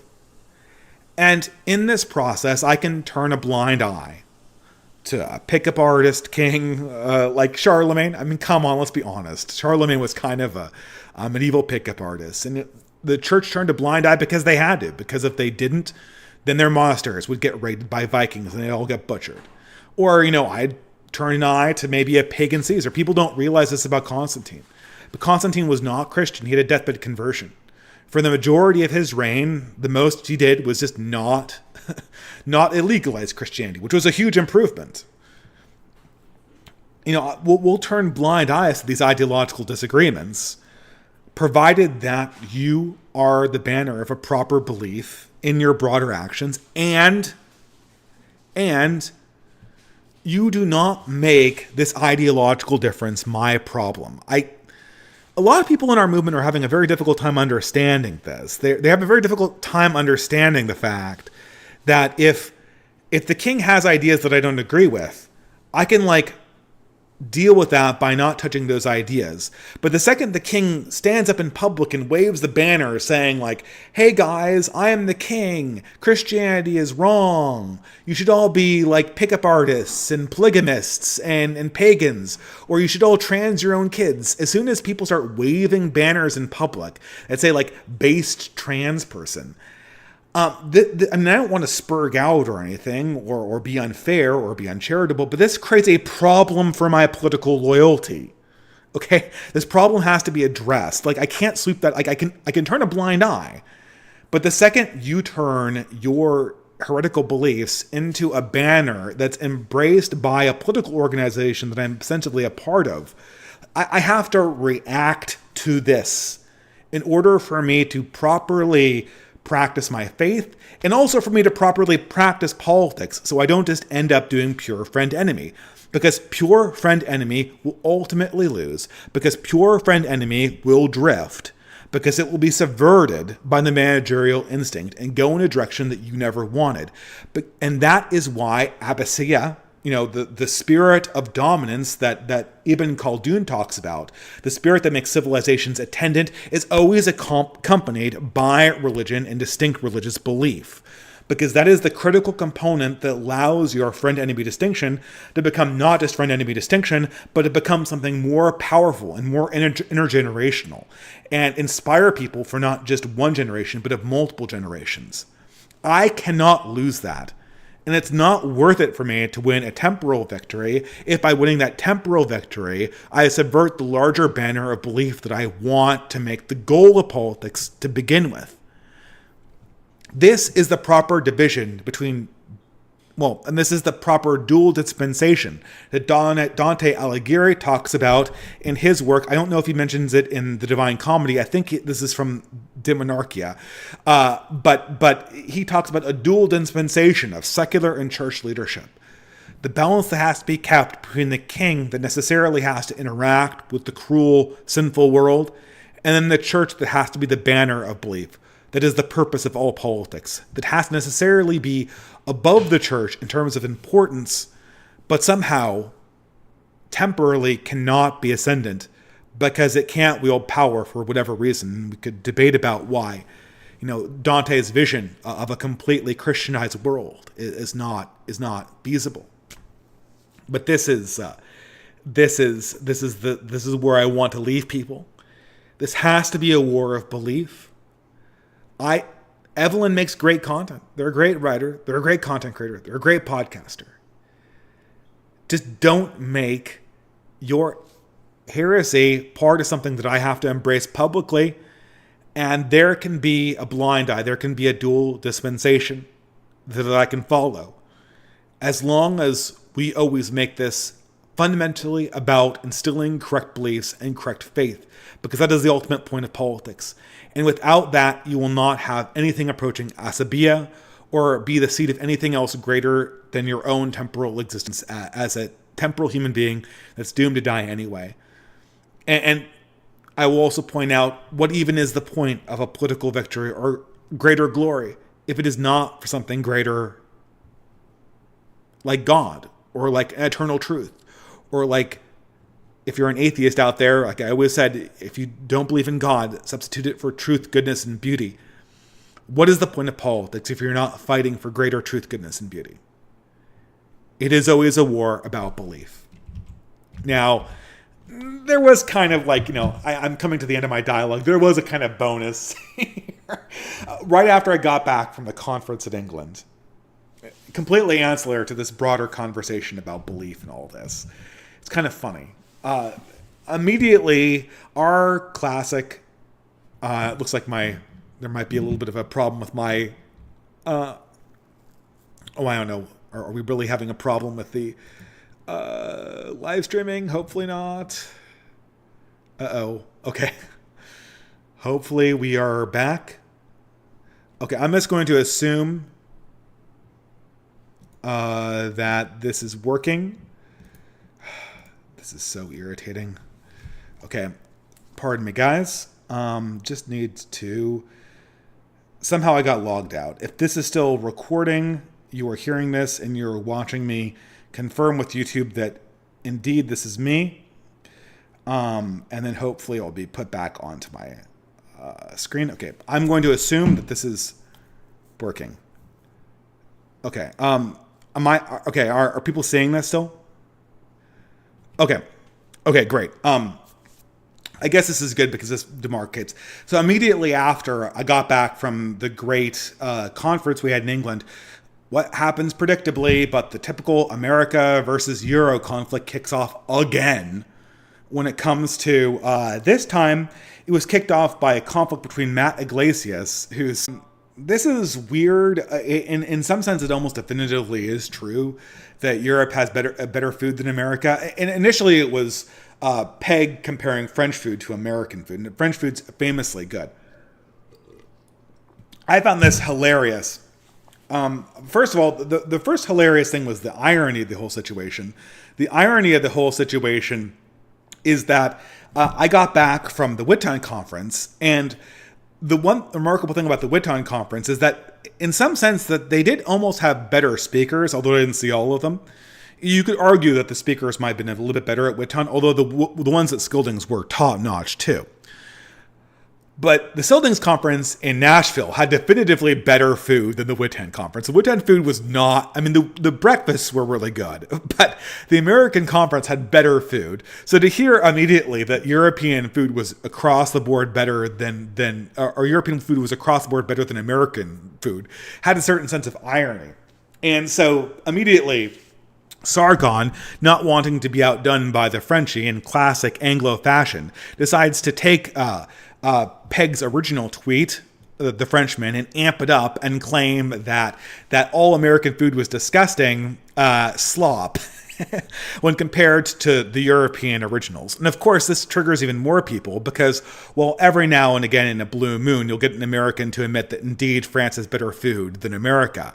Americans are damned if they're going to admit that British food is better than American food, which is classically the worst food in Europe. Although that's not exactly true. There's a variety of British food that's actually quite good, particularly their breakfast food. And I'm quite fond of pasties as well.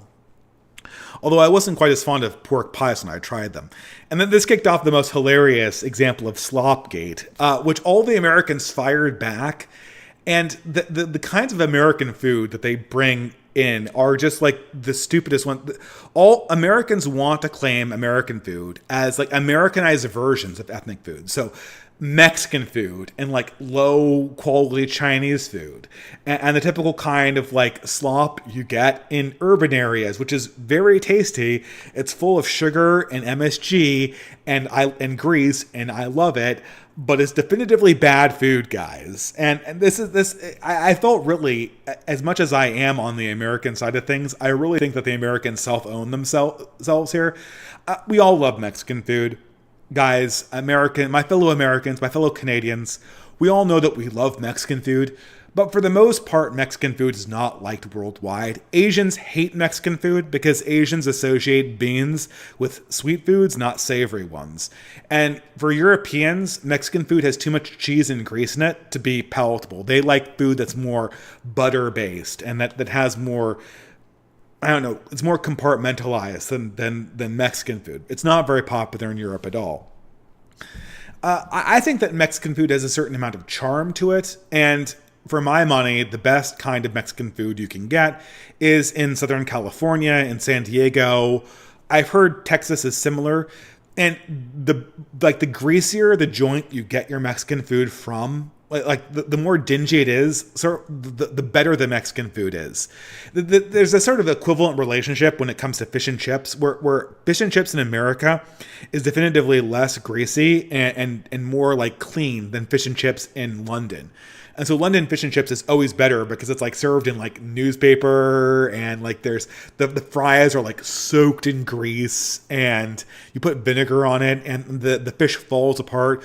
Whereas in America, fish and chips is like this it's just this indistinguishable piece of like fried food. It's like perfect. It's like a chicken McNugget that happens to be made out of fish, and is oftentimes a little bit larger, and it doesn't have the kind of, I don't know. But the spirit of American food, of the people were firing back with food that people know is bad, and that is only, and that the worse it is in some ways, the better it is. Sloppy hamburgers are better when they're from roadside joints. Burritos are better when they come from greasy spoon kitchens in urban San Diego than when they come from a pristine restaurant. There's some charm to that, but Americans, we have to realize this about our culture. What Europeans are rightfully pointing out is that there is no elite. I mean, there used to be one in sort of California. There is no elite family culinary tradition inside America. I've heard that there is one in New Orleans and in some areas of the South and in some areas of Northeast of New England. But really, for the most part, there is not a culture of American sacred dining. And so even when it comes to Britain, what you're doing is you're comparing sort of, these fast food creations and fusion to sort of a long cultured culinary tradition. This is a problem for Americans. It is also, I would argue, an opportunity. For a long time, I have said that the right wing will have come of age when it can have its own slow food movement. I believe, and I said this before, I think that in many ways, for the right wing to emerge properly, it needs to emerge first in Europe, because that's where the Enlightenment emerged. But one thing that I think needs to emerge in America is a slow food reaction against slop. I do love the word soy slop or goy slop when it comes to, and not just because it forces the JQ or whatever. I don't like the JQ at all. But pointing out the fact that 99% of the food that Americans eat are expected to call as good is absolutely terrible.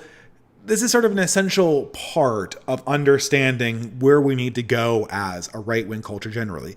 There needs to be a culture of the table, a culture of feeding people who you care about and sharing good food with people who you care about. Originally, I think this was a failed project in California. There was an attempt by people like Michael Pollan to revive culinary culture for Californians in the early 2000s that got absorbed into wokeness and shit-libbery. I think that there's an opportunity for us to rediscover it here. And I think that we are trying to rediscover this in terms of Basque weaving. And I think Americans, I want us to keep our slop, but I also want us to think outside of the slop. What is the sacred food tradition that you want to share with your friends and your family? And how can you sacralize it? Love something more about food that isn't the ethnic restaurants that are being used as excuses for infinity migration. And make that food a symbolic idea of yourself as a people. People begin first in faith, but I would say after faith and after family, a third is the table. And it's not surprising for me as a Catholic to believe that faith is literally expressed in the form of a table and a meal. And so it's not hard to see that after the family and the faith comes the table from which the Sacred Supper is celebrated. This needs to be rediscovered. And now I'm going to segue onto a little bit of a sales pitch. This is obviously not for everyone, but if you are in the New York and New Jersey area, I would urge everyone to DM me or to DM Merrick about a banquet we're putting on through basket weaving. We want this to be a bigger event. I'm going to be giving speeches along with a bunch of other local basket weavers on the subject of food and community building and on family formation and culture formation that extends beyond sort of the shitlibbery that we experience day to day and the consumer culture we experience day to day. And I would like anybody who's in the area or who's within driving distance to consider coming out to visit us. And the price tags for the Witton conferences and the Skilding conferences are very, very steep. This is like $20. We can develop carpools. If you're in the area, I'd highly consider it. It'll be a good place to meet people. And I want to show that very, very quickly. But obviously, we're not going to broadcast the address. So to find out about it, DM me and so on and so forth.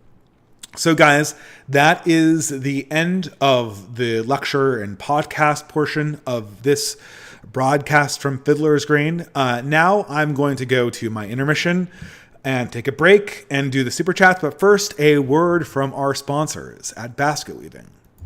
Hark, gentle listener. Are the woes of the modern world getting you down? Isolation, atomization, alienation. Oh no! But a new approach to the internet and social connections is coming to the fore. A place to meet quality people undaunted by the challenges of modernity. A space for new and better conversations, unfettered by the bounds of wokeness. For those men of quality, gumption, with a can-do spirit. Introducing basket weaving. Basket weaving, a new craze sweeping the nation, bringing quality people together. Basket weaving is not an organization or a club, but a practice. Basket weaving takes social media connections and makes them real, forging the trust so long frayed by our decadent clown world. How do you start? Simply join one of our inlet servers. Look for the channel that corresponds to your locality and begin interacting with people who want to work together locally. Regular meetups are occurring now all across America and many non-American countries. So fight the modern poison with your fellow listeners to build new organizations, new friendships, and eventually a brighter future.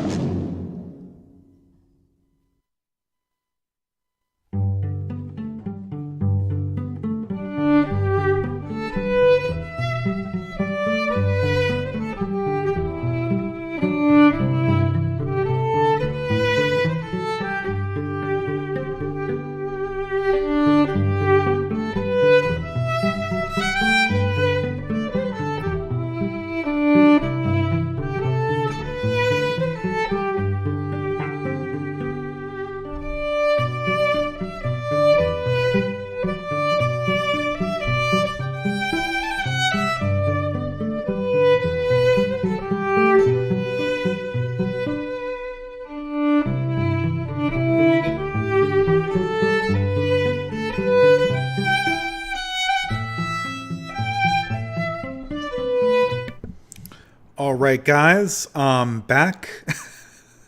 That was, hopefully you like the ad because I intend to play it every single one of these podcasts. I'm also cutting an ad advertising my own stuff in case you want to throw me buy me a coffee or something to keep these podcasts rolling. I hear a lot of people like them. Apparently Sargon watches them while he's painting Warhammer minis, so that's really, really cool. I'm glad I can assist with that because he's a way better painter than me. I have to say, I am a little.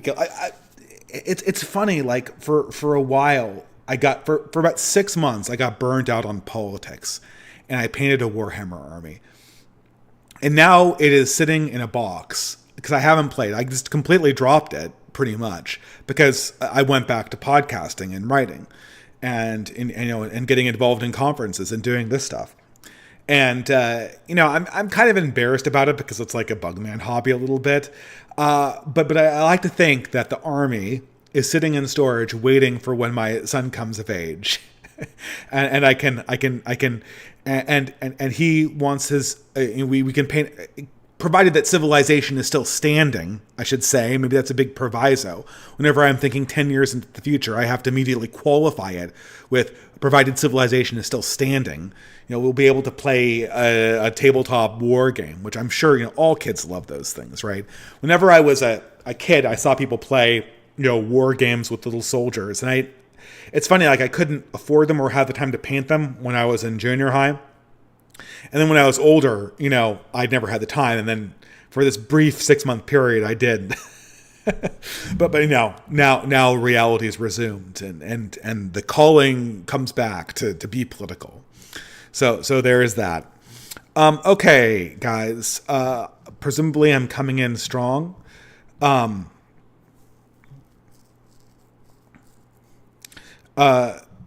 Okay, so let's go to the super chats.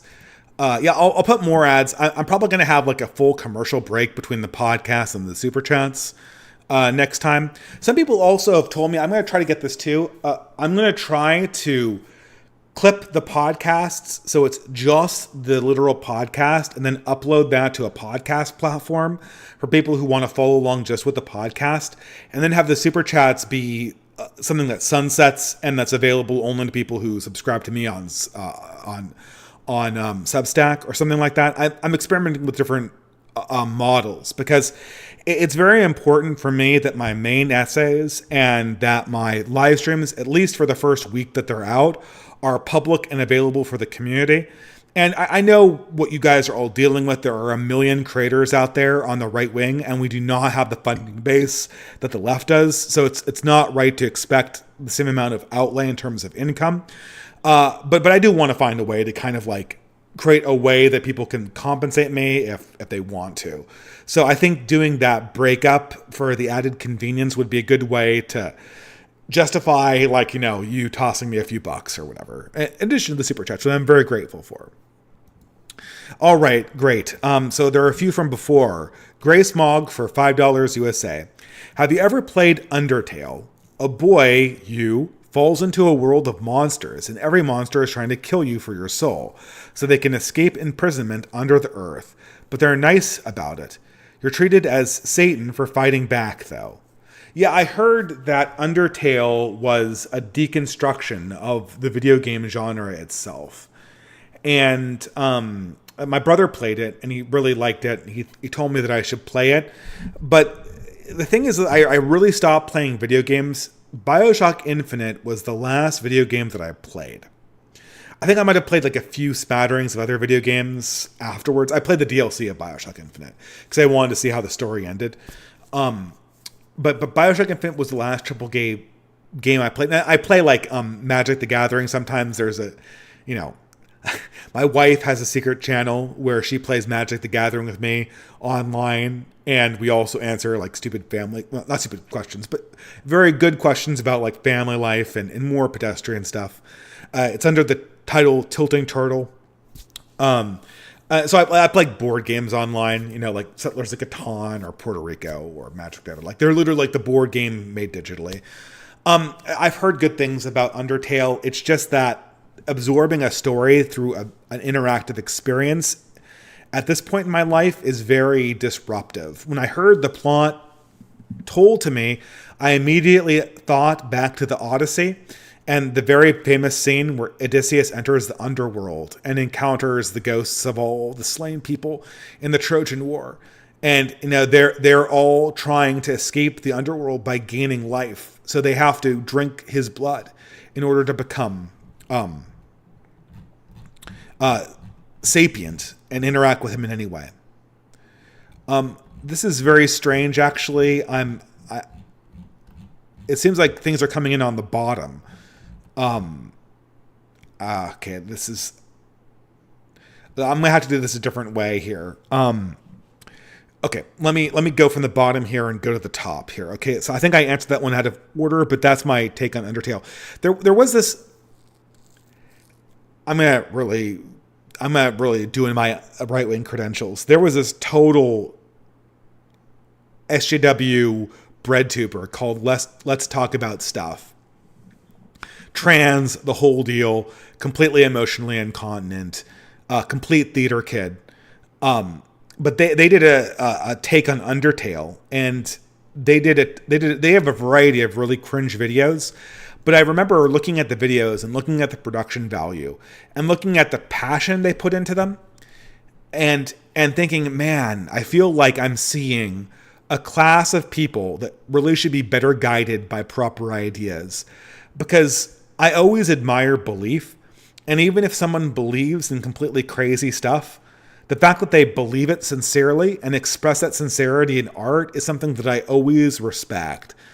And they did a review on Undertale, I believe, and I remember thinking that it was the most ideologically paused video of all time, but at the same time, I admired the sincerity and passion and belief that they brought to the analysis of the video game itself. And for a moment, I wished that we properly educated these theater kids so that they would make good art. You know, there was this Apple ad that there seems to be this genre of advertisement where it's a bunch of like scared white nation people trying to impress like this large overweight black woman. There was a British ad like that a few years back, and there was this Apple ad today where the same thing happened, where there's Mother Nature in the form of this sort of large overweight black woman, and Tim Cook and the rest of the Apple staff are all these nerdy guys trying to impress her by telling her all of the green things they're doing to the company to make things better. And it's this complete liberal corporate kitsch. It makes you cringe into the earth. I couldn't even watch the whole thing. But it made me think, man, the theater kids, when they weren't in power, they had to make theater about the ruling class, about war and love and adventure and risk-taking and being passionate about the real world. But now, what do? All they do is make movies about what it's like to be a writer in a writer room. They make movies about themselves. They make all the characters that they have in their media. All the characters on the Disney Channel are theater kids. All of the drama is writer room banter. It's so tiresome. Nothing feels sincere. Nothing feels true to life because real world people don't talk like that. All right. Well, thank you for the super chat. Gray Small. I'm going to be going on to the next one, the first one. Okay. LVFC for $7 USA. Greetings from far off Latvia, the edge of the empire. A long-time listener, I wanted to give something in return. What, if any, are your thoughts on the Baltic states? Also, any trips for trying to gather like-minded people from scratch locally? Well, okay, I don't think I've ever been to the Baltic states, unless you consider North Germany to be the Baltic states. There are, I think it's Rügen. There are these famous white cliffs in northern Germany that appear on a Caspar David Friedrichs painting that I was just in love with.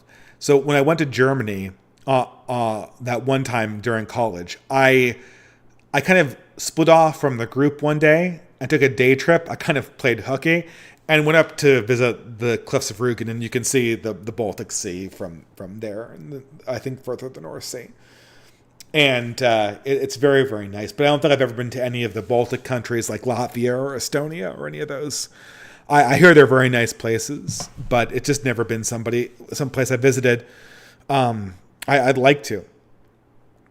But I don't really have a strong connection to the Baltic area ethnically. I'm more of a Central European, and then some ethnicity from some ancestry from the British Isles and Celtic DNA.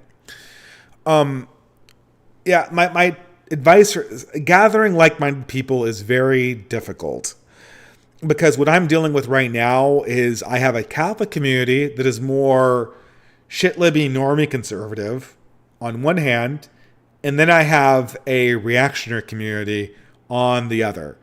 And I don't really know how to break down the wall between them.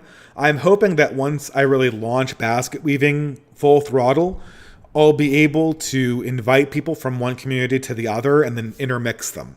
Some people in California have had success with this, where they've been able to mix weaves between people who are weavers and people who are not weavers together, and that's been a good way to break down the barrier between these two communities. But for the time being, I have not taken this step. My advice is, in America, church communities can be an asset. I've heard that those are very, very hit and miss depending on what country you are in Europe. I don't know what the situation is in Europe. Oftentimes on the continent, it's just a bunch of old people. In America, there are young churches, and in some places in England and the British Isles, I've heard that there are young churches too, but it can be very hit and miss. I've heard that sometimes political organizations can be a way of gathering like-minded people in Europe. In Europe, some of these organizations are a lot more viable. So there's that. But the difficulty with all of these modern problems is that they have shut down all areas that people can signal to each other that they're like-minded individuals. And this is something that's been a huge problem for us. So I'd say churches, some political organizations, book groups can sometimes be useful too. Sometimes if you have a classic reading book group, people who are attracted to classics are usually people who are more like-minded or more open to it, so you can meet friends that way.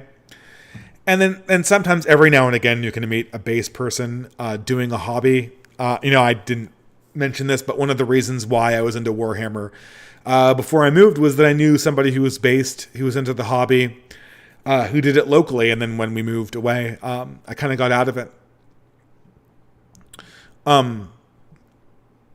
Okay, let's go. That's another one from Latvia. Okay. I hope you didn't get charged 3 times for this chat, LVC. I can try to issue a refund if you did. But yeah, I hope I do think that we do have a Basque weaving forum for the Baltic states. It's probably not super populated at the time being, since we're much more of a Western organization, but I'd advise you check that out because there's probably somebody there. And there's a high probability that they're in urban areas, which is where most people come from who are in English-speaking circles. So I might try that. Blue State Reactionary for $20 USA. Hi, Dave. My wife and I were both secular when we met. We were married with 2 kids and have a good marriage, but I've been going through a move towards Catholicism lately.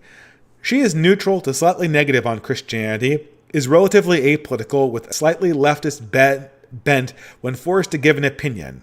I have 2 ? I have 2 choices. Or 2 questions. Pardon me. Let's continue here. Oh, wow. This is a $30 super chat. Thank you very much, Blue State Reactionary. 1, what should I do specifically to convert to Catholicism? I was baptized Protestant but almost never went to church growing up and was cringe atheist in my 20s. So was I. How would you suggest I approach this with my wife? She's pretty agreeable, but I think it might be a source of conflict. I don't know what the second question is. Two, how should I go about it? And he says, one more note, so it's $33. One more note, my wife is aware of my political leanings, and that hasn't hurt our marriage. But I feel that religion might be different because it's more a lived belief than politics. Okay, so Blue State Reactionary, I have a family member, a very close family member, I won't say which one, who I would say is in a very similar position to yours. He's moving towards Catholicism. His wife is kind of lukewarm, former atheist, lapsed Protestant, is sort of a centrist type. Women always lean left, a little bit left in their politics, but I would say that you have 2 things going for you. Let me answer your questions in turn here.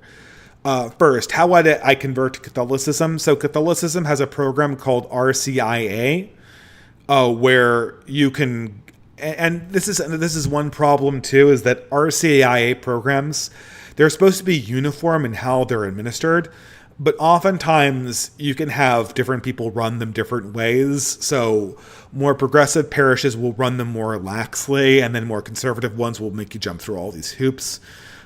This can be especially a little bit irritating when it comes to marriage, which is something that historically Catholicism has had a hard time with because of the fact that Protestant marriages are regulated more loosely.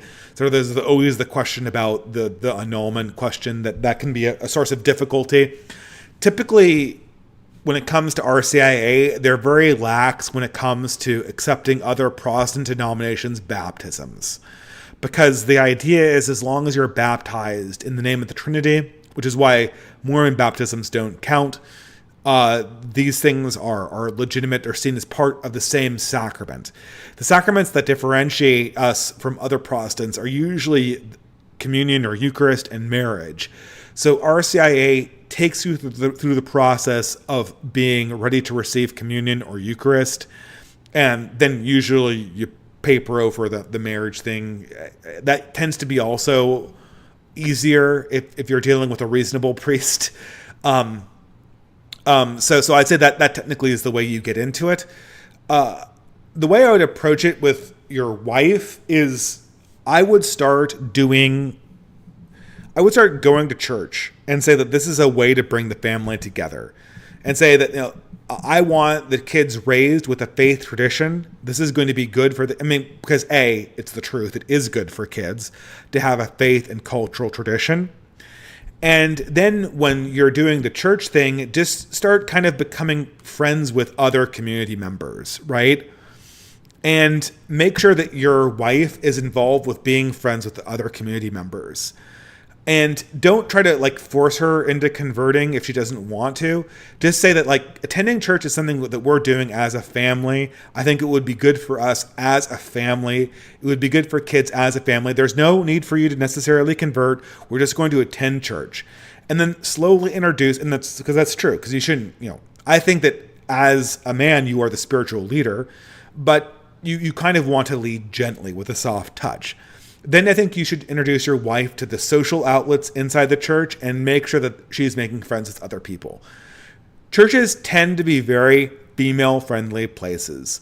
Women naturally, at the risk of being sexist, take to religion much more readily than men do. Religion makes more sense to women than politics does, which is why leftism makes more sense to women than right-wing beliefs do, because leftism is a religion and right-wing beliefs usually aren't in their ideological form, which is why most women gravitate towards the left. Once your wife has friends in the community and she's imbibing the sermons and she's a part of it and she feels accepted, there's a high probability that she's going to want to go along with you on your faith journey and jump in with 2 feet. It would be highly uncommon for women, for most people not to do this, but for women in particular, to not go along with this, especially if she has other women in the church that she admires and sees as good people. And especially if there's work for her to do in the church that magnifies her particular abilities and talents, which there usually is. This is a problem in the modern church, which is that modern church work tends to be highly geared towards work that women do. Singing, which shouldn't be women's work, teaching, which shouldn't be exclusively women's work, but in how the church has evolved, it tends to be very focused on women. And I think that is a problem in the fact that lay leadership is dominated by females. But in this instance, that disadvantage is your advantage, because getting her involved in that is going to be another step on the rung. And okay, so at that point, after you've been doing that for a year and you've embraced the faith, she's probably going to want to. And if she doesn't, then, you obviously have some kind of deeper psychological issue that you need to work out. I wouldn't force it. I would encourage you to be happily married and unequally yoked.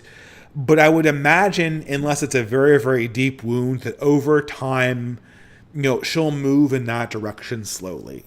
But I think that the point is, I wouldn't never, ever, ever create an ultimatum. Never try to force her into it. Lead her into it as something that's going to benefit the family every step of the way. And I think you should have a very, very easy time with this transition. And if it's working right, she'll find something about the church to be very, very passionate about. And, it actually is harder for my own wife, because my own wife had a church that she really, really, really loved back in her hometown that did not everything right, but a lot of things right. And then kind of coming to a different church and not having a slot that's, and she's a very good singer and a very, very good musician. Any church would be, floored to have her. But when you come into another established church, there isn't always necessarily a slot for you to fit into. So there's that problem too. So sometimes coming to a fresh place can be useful. So thanks once more. I hope those answers to your questions were helpful to your journey. I'm going to check the live stream really quickly. Okay, I'm looking to see if my wife's listening to this, but let's go on. Okay, I have a lot to get through, so forgive me for going a little bit faster. Gray Smog for $15 USA. I had to take a quiz on calculus tomorrow, and I literally don't know any calculus. I'm a college freshman. Any advice for the quiz and class? Learn calculus. I mean, you're reminding me of a Mr. Bean skit where he has to study for either calculus or geometry, and like he takes the wrong test, and then instead of handling like an adult and getting the right test, he just kind of does the Mr. Bean thing and tries to like cheat in an elaborately unsuccessful way. Calculus is one of those, calculus is, it's hard for a lot of people because it's that first point in math where math starts deviating from common sense. Maybe it comes in trigonometry, but really with algebra and geometry, mathematics has a certain amount of common sense to it. And then in calculus, you start developing all of these abstract structures that are fundamentally kind of detached from our ordinary day-to-day existence. Now, in engineering, they're incredibly useful, and they're incredibly useful to understand when you try to understand physics and how mathematics is intimately connected with physics. But, I don't know. I think that the only way to learn calculus is to literally learn it and to literally work the problems. There's no shortcuts with calculus. You have to do it out. It's a very algebraically intensive practice. And so your intuition doesn't help you so much as it does in the other mathematics. So I'm sorry, man. There's no way to get around it. Unless the quiz is multiple choice. Then you might be able to use tricks and ticks to get yourself out of not studying. All right. Keon Kurji for $5 USA. Greetings from Kenya. I recently watched Guillermo del Toro's Pan's Labyrinth. It seemed to me that the faun was evil, right? Yeah, absolutely. The faun seemed to me to be absolutely demonic. Pan's Labyrinth, again, it's the one Guillermo del Toro movie he keeps on making again and again and again and again, where he has a bunch of kids or a kid participate with magical mythological forces that should in any ordinary context be horrific, and they conspire to defeat the real evil, which is some stand-in for right-wing ideas, whether it's Spanish Franco-fascists, as in Pan's Labyrinth, or 1950s American house dads, as in The Shape of Water, or I don't know. I'm sure there's other right-wing villains he defeats in his other movies, but it's always the same movie. The problem with Guillermo del Toro is that a lot of times the forces that he depicts as good just strike you as straight up demonic. The faun in Pan's Labyrinth, it's nightmare fuel. It looks demonic. It looks otherworldly. It falls into the uncanny valley. And furthermore, the faun is urging the girl to do things that would be initiations for some kind of demon, like betray your parents, sneak foreign objects into their food, take pieces of their clothing and personal effects and incorporate them into voodoo dolls, retrieve objects from demonic dimensions, and then finally steal the baby away and bring him to the circle of magic, which is the final test the girl has to do. Like, all of these things are classic dimensions of sorcery that would be associated with witchcraft and sorcery and other non. I mean, it's questionable whether there is any good magic or sorcery, but this stuff is associated classically with evil and chaotic and demonic forms of sorcery. So you're absolutely right about that. It's funny how these things, how all of these things kind of fall into the all of these sort of pagan deities. Paganism has an innocence in its primordial conceptions. And C.S. Lewis points this out he points this out multiple places, but he points it out most prominently in the third book of his space trilogy, The Hideous Strength, that pagan magic has this kind of innocent dimension to it in its primal essence. And you could say this about homosexuality, that in the ancient world it had this kind of innocent dimension to it where it seemed like this was extraneous. It wasn't necessarily good or evil. But then when it's brought into our own era, it just seems poisonous and demonic. And, I get this feeling about Hinduism too, that I'm saying something that at one point was very, very innocent. And Hinduism is not so much necessarily wrong as it is kind of rotting and disgusting. Like it's past its expiration date. Like its idols look like they literally should be decaying, and like they, and I really respect Hindus because some of them are quite nice people. But this religion is dead. You got to move on to something that's living. And I feel that way a lot about these old pagan myths. They need to become myths because anytime that they exist in the modern world, they look either cringe or they look demonic. And that is a big red flag for me. Which is why I always want pagans to show me their faith, because I'm pretty sure that if they ever publicly demonstrated what they actually did as a religious practice, again, it would be transparently cringe or demonic. It would either fall into the Aleister Crowley demonic area, or it would fall into the Anton LaVey cringe area of the neo-paganism. Another question about fawns from Nerve AMB Maker for $3 USA. Thank you very much. The fawn is Pan from Arthur Machen's The Great God Pan. He is evil, but Del Toro doesn't realize that because he's an idiot. Well, there you go. I have never read Arthur Machen's The Great God Pan, but I think he's pulling on the same kind of idea of diseased paganism that I'm mentioning. I mean, Pan does appear very interestingly in the book The Wind in the Willows, right? The book The Wind in the Willows is this, it's this classic English novel. It's a very difficult book because it's sort of unsuitable for children and unsuitable for adults. Most people who I know who love this book loved it as adults. For most kids, it's a little bit too slow and boring because it focuses around these anthropomorphized animals dealing with this old money useless aristocrat called Mr. Toad, who's kind of like this Bertie Wooster character. He's a wastrel who's blowing his family's fortune on frivolities like motor cars. And it's about them rescuing him from his own frivolity, which is already hard to translate to kids. But there's this weird there's this chapter in Wind in the Willows where they're tracking down, I think, like this an otter child gets lost and they have to find him. And so it's like what they call in movies this big-lipped alligator moment where they go off and they have this spiritual encounter with Pan. And it's called Piper at the Gates of Dawn. And it's this weirdly beautiful pagans and critics scene that's inserted into this sort of jolly old tale about anthropomorphic animals.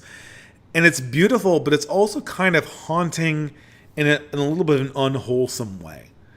You get the sense that this god just should not be here at this time. Something is a little bit off. And I get that sense every time I see the incarnation of pagan gods. Ghosts have that sense to me too. Like, you're not necessarily demonic, but you shouldn't be here. This isn't the right time for you. You're out of place. So even if you're completely benign and good, something is fundamentally out of place by the fact that you're here.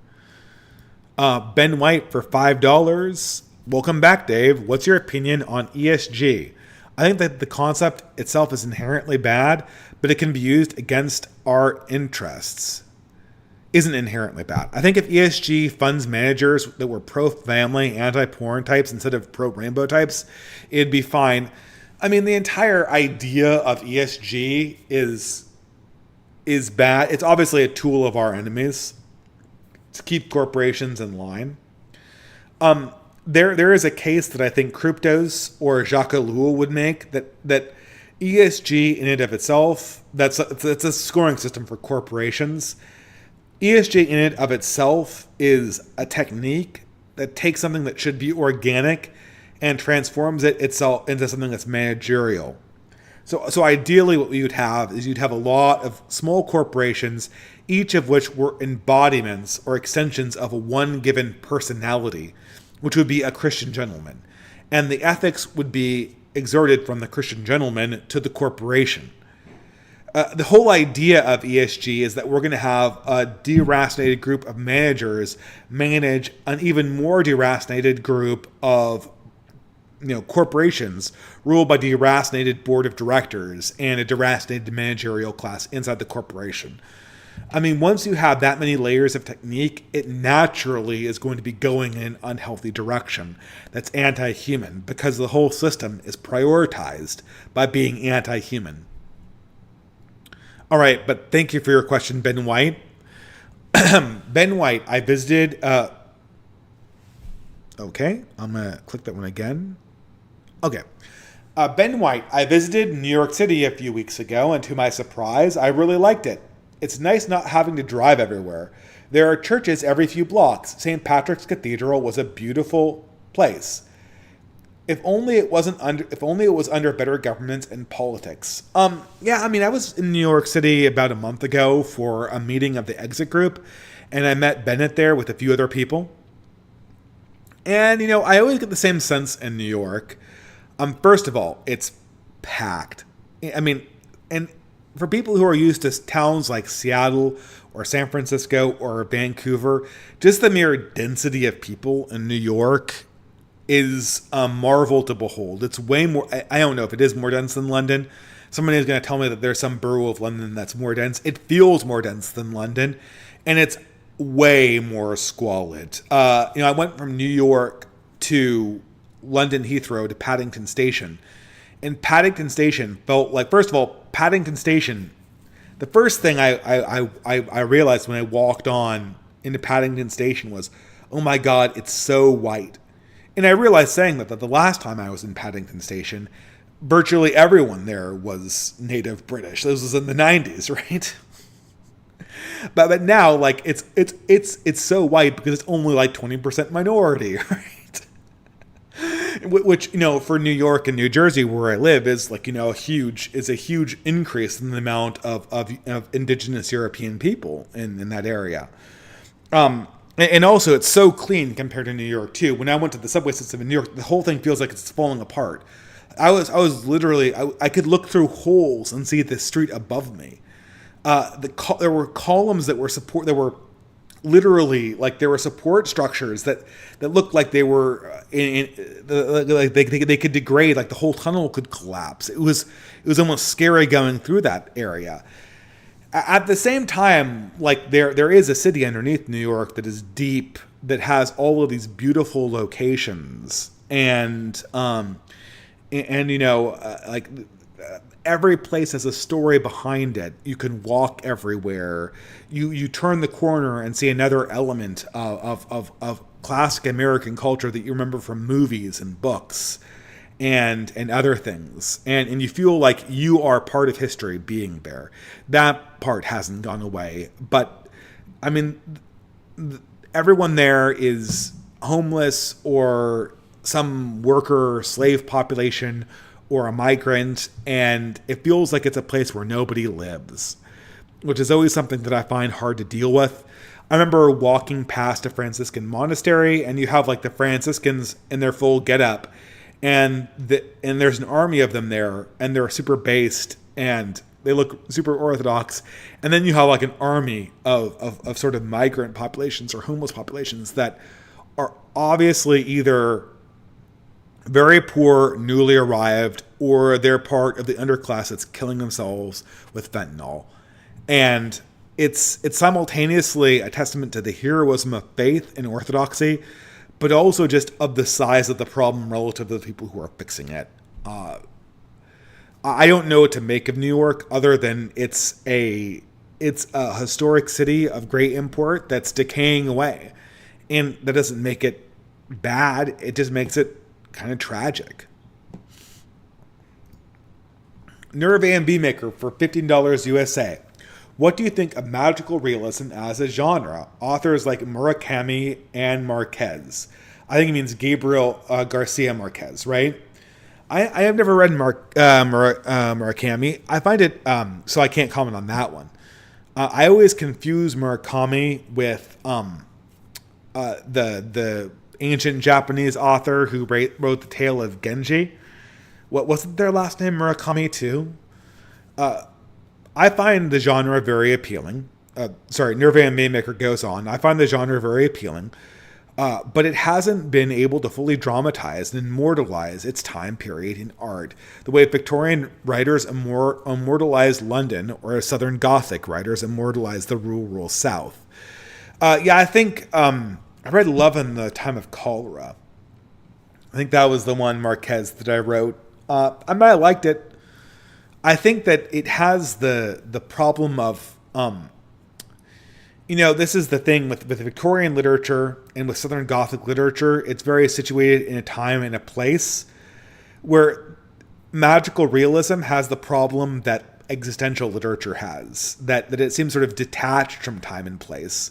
So no, I think of like two books that I'll take one book that I enjoyed but didn't really like, Camus' The Stranger, and then another one that I really liked, Flann O'Brien's The Third Policeman. Flann O'Brien's The Third Policeman is surrealism with existentialist themes in it. The Stranger is obviously the quintessential existentialist novel that you always read in college, or maybe you don't read in college. Both those books are good. I didn't really like The Stranger too much, but the funny thing is that they're really, really unsituated in time. Like, for instance, The Stranger takes place in, I think, Morocco or something like that, or maybe French Algeria.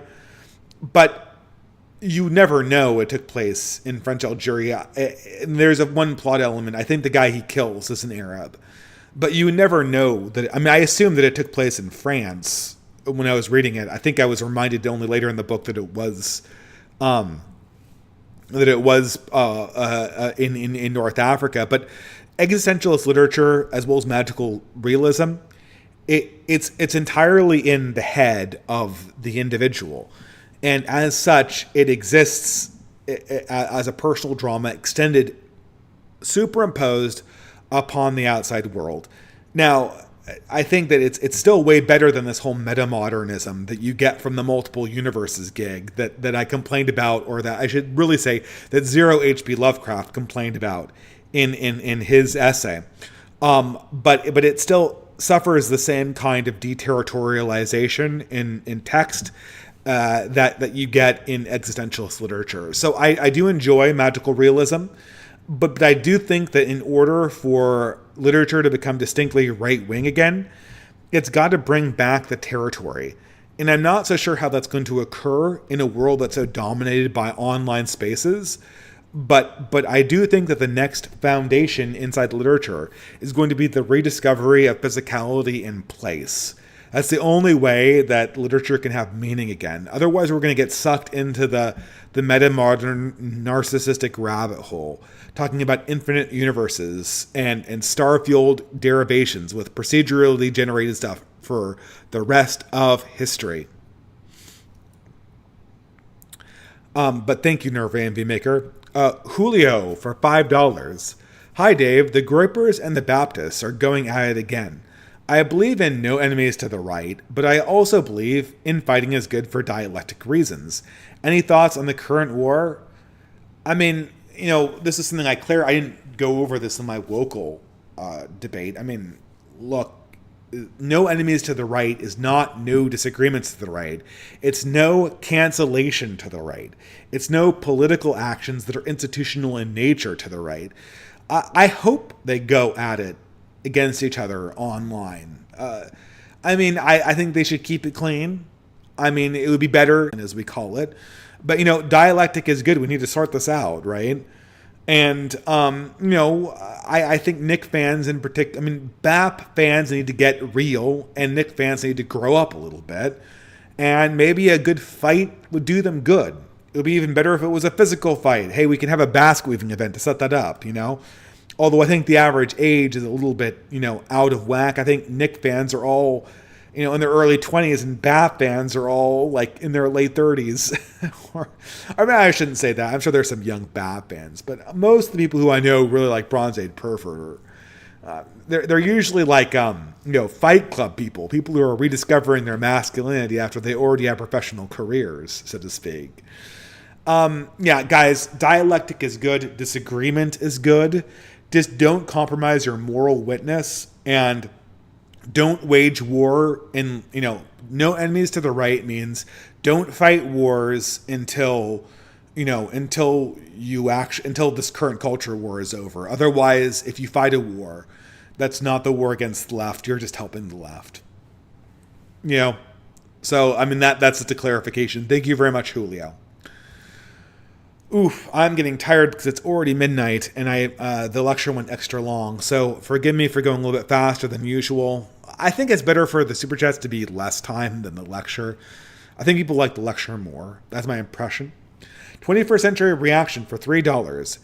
You think I couldn't fly over to your area within a week? Watch me. I'll do it. I am beyond Joker pilled on how unironically hero pilled. I will do things. In reality, 21st Century Reaction, you are always welcome to New Jersey and my humble home. We will serve you dinner if you come over and visit us. We will go to church with you because I know you're Catholic. Hey, you might see. No, I won't name the parish I go to because that would be getting myself a little bit too doxy. But there is a celebrity Catholic that attends that church. Gordon Mitchell for $15 USA. Hey Dave, missed you. So a friend of mine recommended I read Good Omens by Neil Gaiman. Oh wow, that's a blast from the past. I was thinking I'd recommend The Man Who Was Thursday by G.K. after I finish. I know he's a favorite of yours, so thoughts or suggestions would be appreciated. Well, okay, Gordon Mitchell. So you should know what makes this ironic. I'm sure you're aware of this irony, but I will express this irony to you so the chat can appreciate it. Good Omens by Neil Gaiman is literally dedicated to Gilbert, G.K. Chesterton character. So Neil Gaiman is hip to Chesterton. I think that he's a little too hip to Chesterton to be as woke as he is, but I think he might have just married a person who's taking him in that direction. So are you looking for, The Man Who Was Thursday is sort of like the perfect J.K. Chesterton to read if you are a Neil Gaiman fan. It is the Chesterton that most resembles a Neil Gaiman story. It has this kind of surrealist, dark, gothic story within a story quality that people really, really like about Neil Gaiman. There's that quality to it, and I really like that story. Is there any other? I also like The Ball and the Cross by Chesterton, but it's a much less focused short story. So I think there's that. Are you looking for like specifically Christian allegories here, or are you looking for something that's broadly just interesting fiction? That's like Neil Gaiman. Like Neil Gaiman, but not Neil Gaiman. That's a hard one. Alternatively, I was rereading this recently, but this is most on my mind. Another novel that Neil Gaiman highly praised that was also Catholic, and I know I mentioned this last time, is Gene Wolfe's Book of a New Sun. It's a great little book. Neil Gaiman loved it. I don't think that Book of a New Sun at all resembles Neil Gaiman's writing. So unlike A Man Who Was Thursday, it's not a good recommendation in that way. But it's a great book, and Neil Gaiman did like it, and he also stole a lot from it, as did Warhammer 40k. Warhammer K stole a lot of its names from Book of a New Sun too. So there's that. I don't know. I'm kind of struggling. Probably like a bunch of books here. I can't think of them off the top of my head. Maybe Once and Future King. That struck me, and that was one that was coming to mind. I don't know. It's a hard question to answer because I don't know your friend, and it's always hard to get book recommendations without knowing what they're really into. I'll have to think about that. Maybe I'll think of something that's better later as I answer more chats. Darth Kilhoun for $3 USA. Hey Dave, relationship update. Me and my GF are going to Mass together nearly every Sunday. She hadn't been to Mass in years since I started talking to her, and she loves going. We also went to the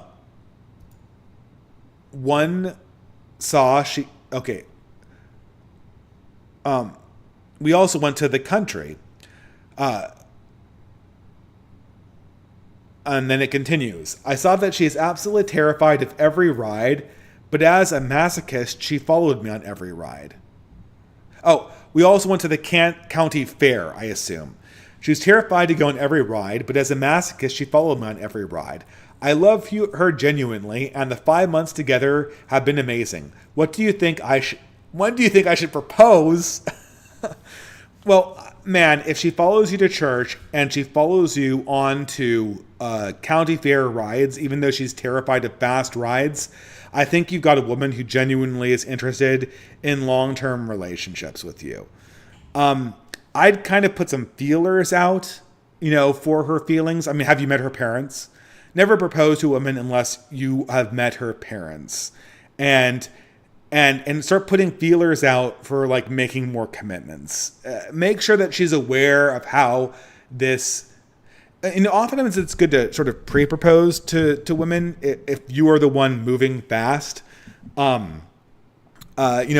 things out like I think this relationship's really long term. Are you thinking the same way I am? And then if you're getting these feedbacks from her, then you know that you're ready to take the next step. But all of these things, like following you to church is an essential step. That means that she's aligned ideologically. And following you to a county fair is also good because it means that she's willing to overcome her fear for you. That's a big step for a woman. She's putting her trust in you a lot. So it sounds like that's a great sign, Darth Calhoun.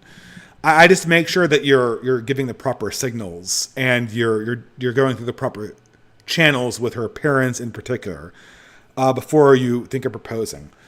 I think that I dated my current wife for about, what was it? It was about 10 months before I proposed.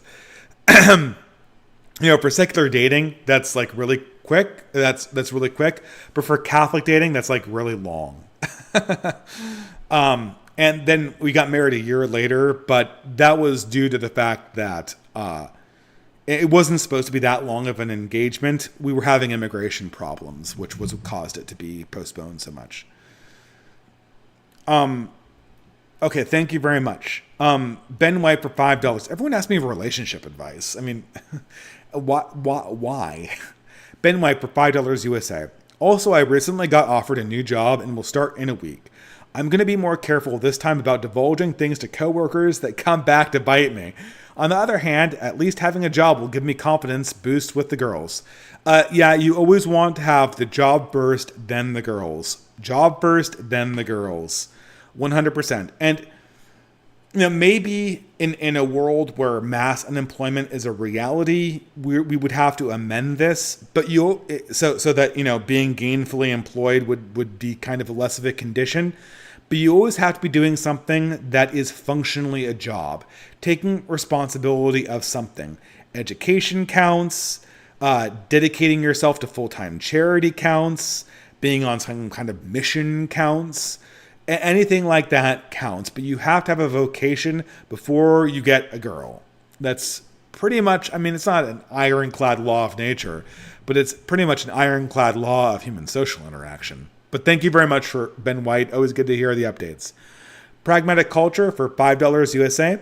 Funny this guy, Bergozin. Oh, Bergosian. Yeah, Peter Bergosian. It's Bergosian is spelled like Boghosian. Funny this guy Bergosian styled himself as the new Hitchens. Well, he didn't say that, but I could tell from his style and his rhetorical flair that he was obviously modeling himself on Christopher Hitchens. In fact, I believe on Break the Rules, which is Gio's old podcast, he's actually doing a debate with Aaron McIntyre. I am going to watch and cringe through that. It's like two sides of my former life coming together and meeting. It's horseshoe theory embodied. I'm surprised Bergosian styles himself as the new Hitchens when Hitchens was the new atheist with the least substance. Well, I mean, kind of. He had the most style, though. No real academic credits, just journalism and some snappy one-liners. Vapid and almost totally dedicating himself to owning the Christians. Well, okay, yeah, Pragmatic Culture, but I mean, your new atheist options were Sam Harris, who's now exposed himself to be a complete midwit pedant. And if you read between the lines, you always knew him as a complete midwit pedant. Richard Dawkins, who was probably the most scientifically accomplished of them, but was really more of a scientific explainer, and who kind of most embodied the internal contradictions of the new atheist movement, as was famously played on by Curtis Yarvin's How Dawkins Got Pwned. 3, Daniel Dennett, who is like the biggest Spurg autist of all time, and who's basically like this. Let's just turn autism into a philosophy, and who's part of the whole rationalist scene that should be a dead end to most human thought at this point in time. And then 4 was Hitchens, and Hitchens was the only one who had any common sense, who had any kind of human style to him. I appreciated Hitchens because he actually talked like a human. And talking and thinking like a human is more, well, it means more to me than having some kind of list of academic credentials or publications like Dennett and Dawkins did. So, there you go. But anyway, there's nothing I respect there's nothing I respect less now than academic publications. And Peter Bergosian should know that better than anyone else. And he basically demonstrated how publication is meaningless through his 2018 actions. Zood for $3 USA. Do you think we could avoid glow ops and bad actors by abandoning ideological precepts altogether? Could basque weaving be perfected by appealing to merely what works instead of what feels good? Well, I mean, ideological precepts, like, you can't get away from belief. That's the point of my entire lecture. You can't get away from belief. Can't. So insofar as ideology, you mean belief, you can't. But there is such a thing as like getting away from ideology. In the sense, when ideology appears online, it appears as a set of memes and a set of postures. And memes and postures are incredibly easy to infiltrate and subvert because you can either destroy it by subverting it through dilution, or you can subvert it through purity spiraling. And both of these things are very, very easy for feds to do. They're very, very easy probably for AIs to do. I could imagine programming an AI to do just that. It's not difficult. And yeah, I mean, I think that memes are a great mechanism for getting people on board because memes function on you sharing a certain kind of very basic experience. But this has to be translated into something deeper that's either deeply believed, like a religion, or deeply acted on. And that's the whole point of basket weaving is I need to know who I can trust. And I can trust the people who I meet in person. And that's the way we have to go forward, is to make this ideological space, this community, something that exists both in real life and also online. And it doesn't work without both sides working. And maybe basket weaving will be a more minor thing. Maybe basket weaving will be the main thing. But either way, there always has to be a realistic component to any kind of discourse community online. which is why basket weaving will always be a core element, a core practice we bring to everything that we do. Even if you yourself have not benefited from basket weaving, you benefit from the fact that people like me do basket weaving and actually have some kind of interaction ideologically with people in the real world. I mean, I talk a lot on these things, but I guess that's the whole point. 21st century reaction for $3. The American Augustus should have a tender, blue external complexion, but a fiery, raging red heart. Oh man, I'd take a Clovis at this point. Just somebody, anybody I can count on. I just don't think we're there yet. I think we're still in early winter. We are not the children of spring. We are the children of winter. But our leaders will have blue eyes and red heart, which is the essay you're sending up there, 21st reaction. 21st, I have really enjoyed your inspirational spiritual guidance or posts, so that is very good. Thank you very much. Oh my God, Sam153, $50 USA. Thanks so much, man. That is super generous. Welcome back, Dave. I figured you were busy over the summer. Good to hear your wisdom again. Cheers. Oh, well, thank you very much for that very generous super chat, Sam. I appreciate your super chats always. I've just been, all my blogging time has been going to conferences recently, so that's that. But thank you very much for that generous super chat. Dreadnought for USA, $5. I understand that Europeans have a long tradition of fine dining and culinary expertise, but I'll still take my homemade gumbo, shared among family, over any English cuisine ever made. Although I gotta give it to you about pasties. Those things are the bomb. Yeah, I do love pasties, and you can't get them in America. They're always like really bad in America. You just can't get them in America. The other thing too, like how come Americans can just not do croissants? Every single coffee shop in the entire, like every single coffee shop, every single hotel lobby, every single restaurant in England or in France, you order a croissant, you get a honest to God croissant. Americans just can't do croissants, and they can't do pasties, and they can't do fish and chips. And I do kind of like American fish and chips for what it is, but it is definitively fat. It is definitively not fat fish and chips. They just can't do it. I don't know why. I'd say gumbo is one of the few American cuisines that actually falls. I mean, like I said, it's one of those Southern cultures that actually has a definitive tradition in and of itself. It reminds me distinctly of my grandmother's goulash, which is a tradition that we're trying to carry forward in our own family, is always serving goulash for Christmas. Now, in my family, it was always fish goulash for Christmas Eve. And the thing is that nobody likes fish goulash. Nobody likes fish goulash. And, you had it for Christmas Eve because, in Catholic tradition, Christmas Eve was a day of fasting. It's like Good Friday, right? And so in fasting days, you always eat fish. So it's fish goulash, right? So we changed the tradition, so it's chicken goulash on Christmas Day or something like that, right? Because no one likes fish. And catfish goulash, it's just a bunch of oily, boily fish. Matt, gumbo. I love gumbo, and I love okra. I love Cajun cooking. I'd say Cajun cooking is probably the closest thing you have to find a sacred American dining tradition. And it's probably not coincidental that it has the French touch to it. I don't know. I feel like fine cuisine is one of those things that California almost had but didn't. California has the advantage of being the absolutely definitively best place to grow wine grapes in the entire earth, as far as I'm concerned. So although shitlibs live there, their wine is absolutely excellent. And usually, unless it's really degraded over the years, it's probably better than a French wine. Unless the French are doing something particularly really good. And it's not because the French don't know how to make wine. They probably know how to make wine better than Californians. It's just because the land is so much more suitable for growing wine grapes. And, and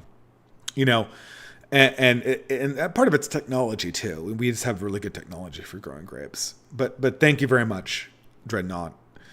Andrew Beiser.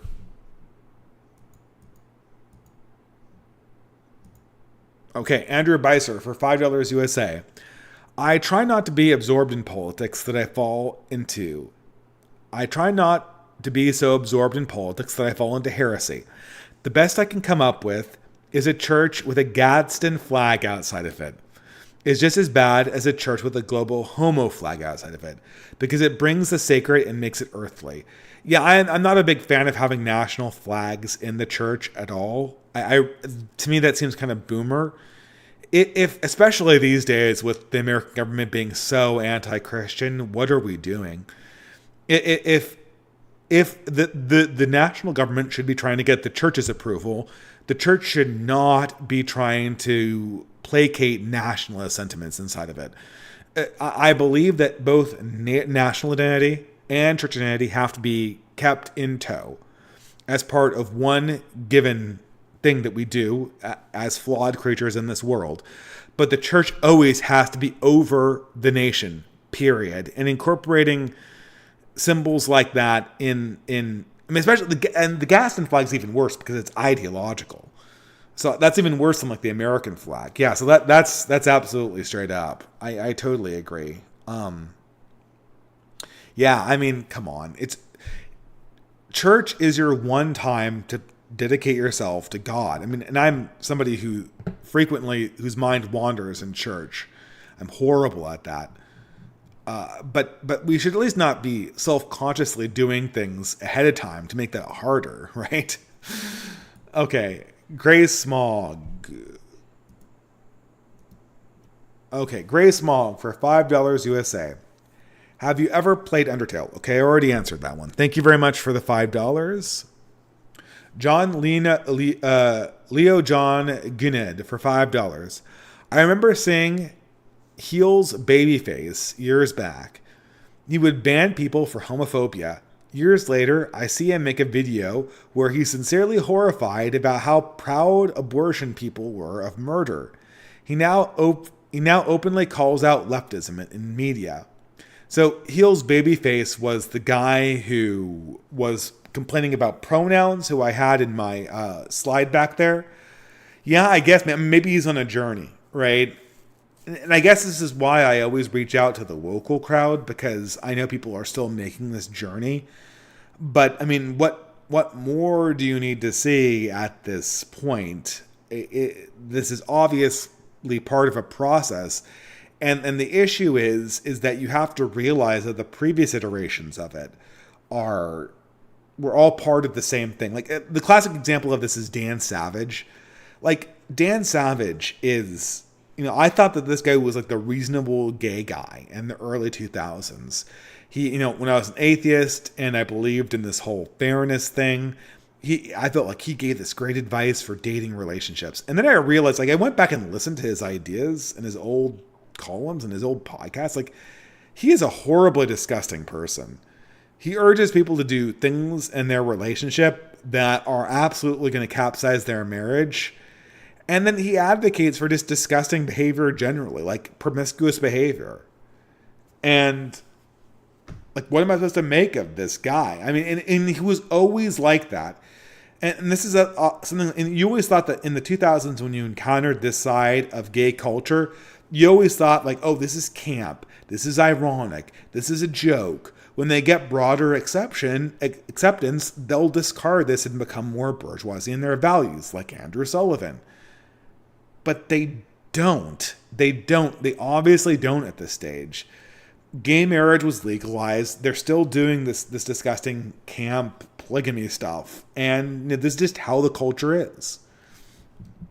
But thank you very much, Leo John. Existential existential character. Okay, existential character for $15 USA. I'm listening tonight, working on Lord of the Rings miniatures, and this is a year, and your "This is a War of Belief" memes always tempt me to collect word bearers or blood angels. 100% food and drink is the way forward. Well, thank you, existential character. The Lord Bearers were, I mean, they're the bad guys. Look, Lorgar needs to learn that there is a difference between an angel and a demon, right? This is pretty basic spirituality. Lord of the Rings, I mean, that's a, I've heard great things about that game.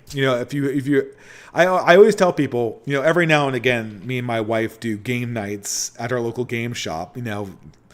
We get a babysitter. It's a date night thing. And I always tell people, if you have a board game of any kind, you want to bring it, I'll play it with you, especially if it's a miniature board game. That stuff is tons of fun. It's a very guy hobby. And I heard good things about the Lord of the Rings game. I certainly love the books. I mean, I just reread the Lord of the Rings books, and I was enthralled by them. They're so good. They're so good. They make the movie look terrible. I mean, I reread the Lord of the Rings books, and I'm just like, I mean, and the original Peter Jackson movie was not bad, but I did kind of, I remember reading Morgoth's re-review of them, and just thinking like, yeah, it was kind of better only as a book, because there are just things in it that are magical, like The Wind in the Willows, that are just absolutely magical, and the Peter Jacksonification of them kind of makes you miss that a little bit. But thank you very much. Vaughn here for $3 USA. So the thing, like, people always ask me about Warhammer. I guess I asked for it with the Lorgar meme as sort of the centerpiece.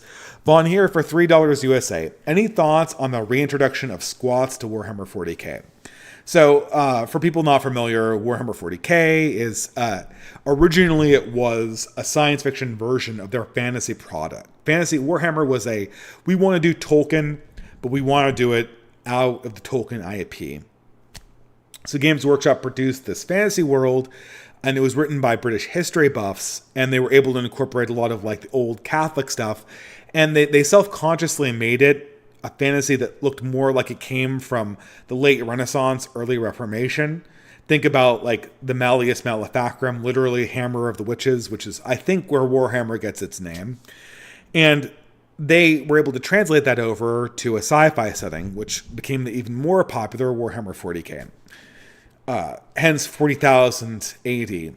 And they walked into the Gothicness even more, but they copied over things like dwarves and ogres and halflings, and also elves. And they made the elves an alien race that were completely genetically separate from the humans, that have their own lineage.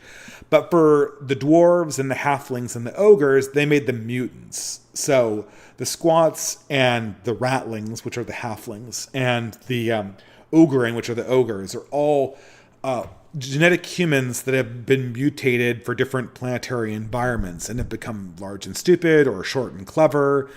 And, and so they got rid of the squats because they didn't want to make the miniatures anymore. And then they brought them back. And I don't even know what the in-game universe explanation is.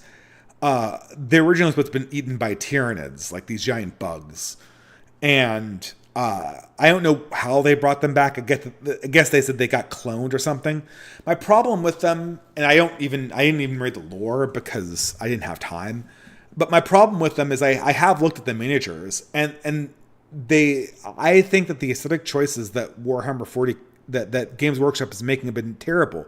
Like their Primaris heads, they're still pretty good because you can paint them in a way that looks gothic. But the Primaris Marines, their masks look distinctly kind of future soldiery look. They look technological. The whole idea of the Warhammer 40k universe is that technique was not a solution. Like Jack O'Lewell, any solution in the Warhammer 40k universe can't come through technology. If it does, it defeats the whole purpose of the Warhammer 40k universe. Solutions have to come through decisions and heroism and faith. And it's a fantasy environment in space. And so the aesthetics of the squats, of the new squats, they call them the Leagues of the Votan, they aren't dwarf aesthetics. They're like future, they're like mini Space Marine aesthetics. The suits look too futuristic. The cars look too clean cut. There's no gothic dimension to them.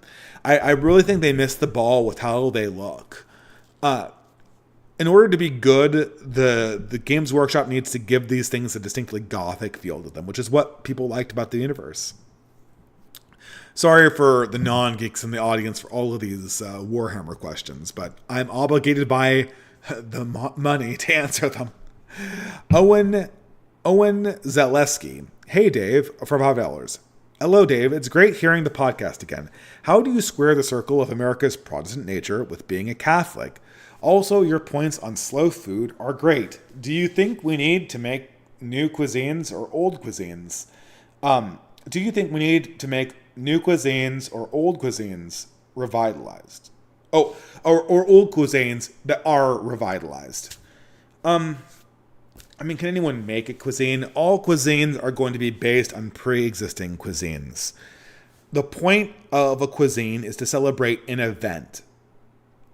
So, for instance, goulash is, I don't know when, someone can correct me. I'm like, this is the whole thing. I'm releasing an essay on Shakshuka Girl. So that's why I didn't talk about that. But there's this story of like this woman, and she's like, oh, it's so great to be single. I can watch Real Housewives all day and go to Beyonce concerts and get drunk. And then she says, and now today I'm going to make shakshuka, which is like this Middle Eastern dish, and it's made in like these huge pots, right? And I don't know much about, I think it comes from Morocco or something. It's an Arabic word, right? And I don't know much about shakshuka, but I can pretty much guarantee you that shakshuka is made to be consumed as a family, right? For a family event. What makes food sacred is the event at which it's consumed. This is the reason why wine is such a marker of sacredness. Obviously, part of it's the fact that it literally is part of the sacred religious ceremony in most forms of Christianity. But also, most of the time, libations are used to mark an event. So the first thing to reestablish sacred culture is the toast. It's the wine first. Then afterwards, it's the breaking of bread. And then the individual cuisine is what your own ethnic group or your own peoples take to the particular moment, right? And it tells you something about a people, what they eat. With British, it's simple, but what they have, they nail, right? Like roast beef. I mean, I wish I could say that. And this one thing that Americans do better than English people too, or Europeans generally, is we have better meat. I'm sorry, guys. And America has better meat than Europe, all of it, even Spain. And we're not even the top of the heap because everyone knows that the best steak in the entire world comes from, and they're fighting over this, either Brazil or Argentina. I can't figure out who starts the tradition, but it's one of those two guys, okay? So we do it better. But still, at the same time, roast beef tells you something about the English character. It's straightforward, it's hearty, it gets to the point. And so when you incorporate food, you're telling people a story about who you are, the plants you're raised around, how you incorporate meat, how you incorporate spices, etc., etc. One thing that's already becoming a marker of being right-wing is not just blasting spice into every single meal. One thing that I think is you do not properly season a food unless you restrict your spice usage to a certain degree. Restraint in spicing would be part of it. that alone would be a good start, right? But I don't think food also has to be regional, right? This is another thing too. Like, it has to be regional. Now, my grandmother went through hell and high water to make sure that all of the specific ingredients were exactly the same for the goulash she prepared for us than it was in the old country. But most of the time, what becomes the part of the sacred table has to be particularly characterized by the region, which is why, the French in Louisiana didn't cook the same food as the French in Tours, or Avignon, or Paris, or Carcassonne, or whatever, right? I mean, they were also Acadians too, but we won't get into that. It has to be regional. So you have to evolve food from what is part of your heritage, and you have to evolve it into the region, and then you have to incorporate it into a specific event. All three of those things have to be part of the tradition. It would be fun if we could have a special kind of toast you do for basket weaving or a special kind of food you eat at basket weaving events, but I think that would have to be regional. I don't think you could do it for the entire continental United States. I think it'd have to be regional.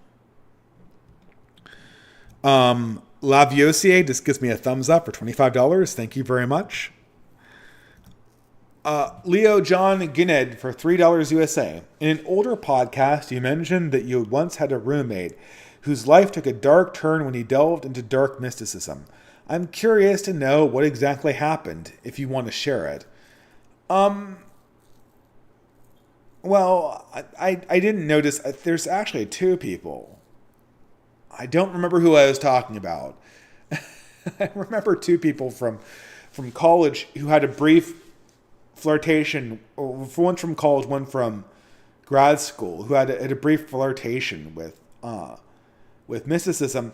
The problem is, Leo, is that it also is incorporated in a certain amount of drugs too.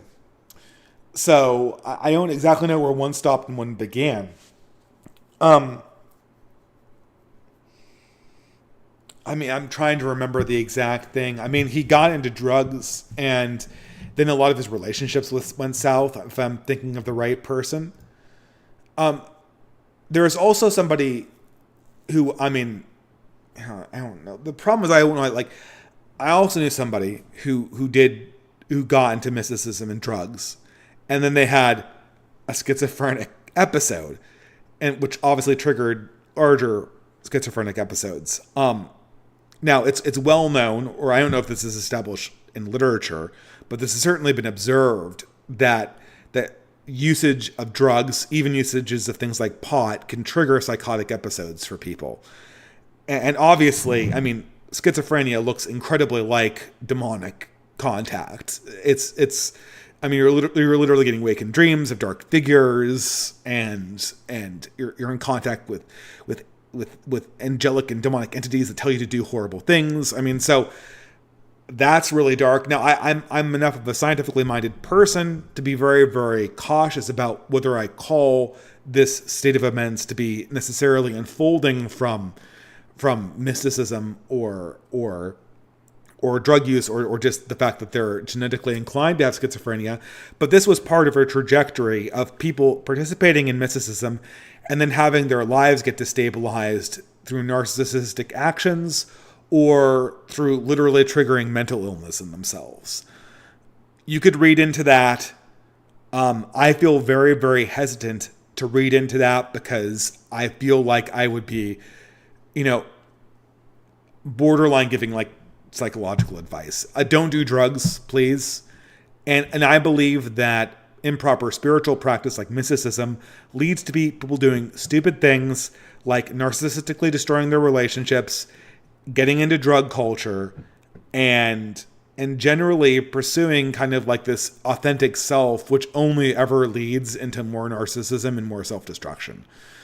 That's the pattern I saw, and I would really feel improper speculating a causal relationship between the deeper, darker places that those who had permanent mental illness might have gotten in that line, I should say. As the night goes on, I get less fluent. Nerve and VMaker for $3 USA. You should give Arthur Machen a read. Lovecraft considered him the greatest horror writer of all time. He was deeply Christian, and his horror stories are about old demons creeping back into modernity. Well, that sounds right up my alley. I definitely will give him a read when I have the time. I am so far behind on my reading, it's not funny. I don't want to even talk about what I'm behind on. Dreadnought for $3 USA. I get that Peter Jackson Lord of the Rings movies have some faults, but the Charge of the Rohirrim is one of the best scenes in cinematic history. I love both the books and the films. That was a very good scene in cinematic history. I still can't get over hearing Tolkien read the exact same passage in his own words. If you haven't, Dreadnought, listen to Tolkien read The Ride of the Rohirrim in his own words. Stop what you're doing and read that right now, because it's nothing short of magical. And it also highlights just how the movie can't capture that magic in quite the same way. All right, guys. Final thing, I'm going to read the psalm for the night because I am way, way, way over time. Thank you guys all for showing up. Hopefully I'll be back next week, short of a family emergency, and this is flu season, so I'll do what I can. Psalm 14. In the court of David, the fool says in his heart, there is no God. They are corrupt. Their deeds are vile. There is no one who does good. The Lord looks down from heaven on all mankind to see if there are those who understand, any who seek God. All have turned away. All become corrupt. There is no one who does good, not even one. Do all these evildoers know nothing? They devour my people as though eating bread. They never call on the Lord, but they are overwhelmed with dread, for God is present in the company of the righteous. You evildoers frustrate the plans of the poor, but the Lord is their refuge. Oh, that salvation for Israel would come out of Zion when the Lord restores his people. Let Jacob rejoice and Israel be glad. Thanks so much, guys, for tuning in for this episode of Fiddler's Green Podcast number 39. I'll see you next time. Good night and God bless.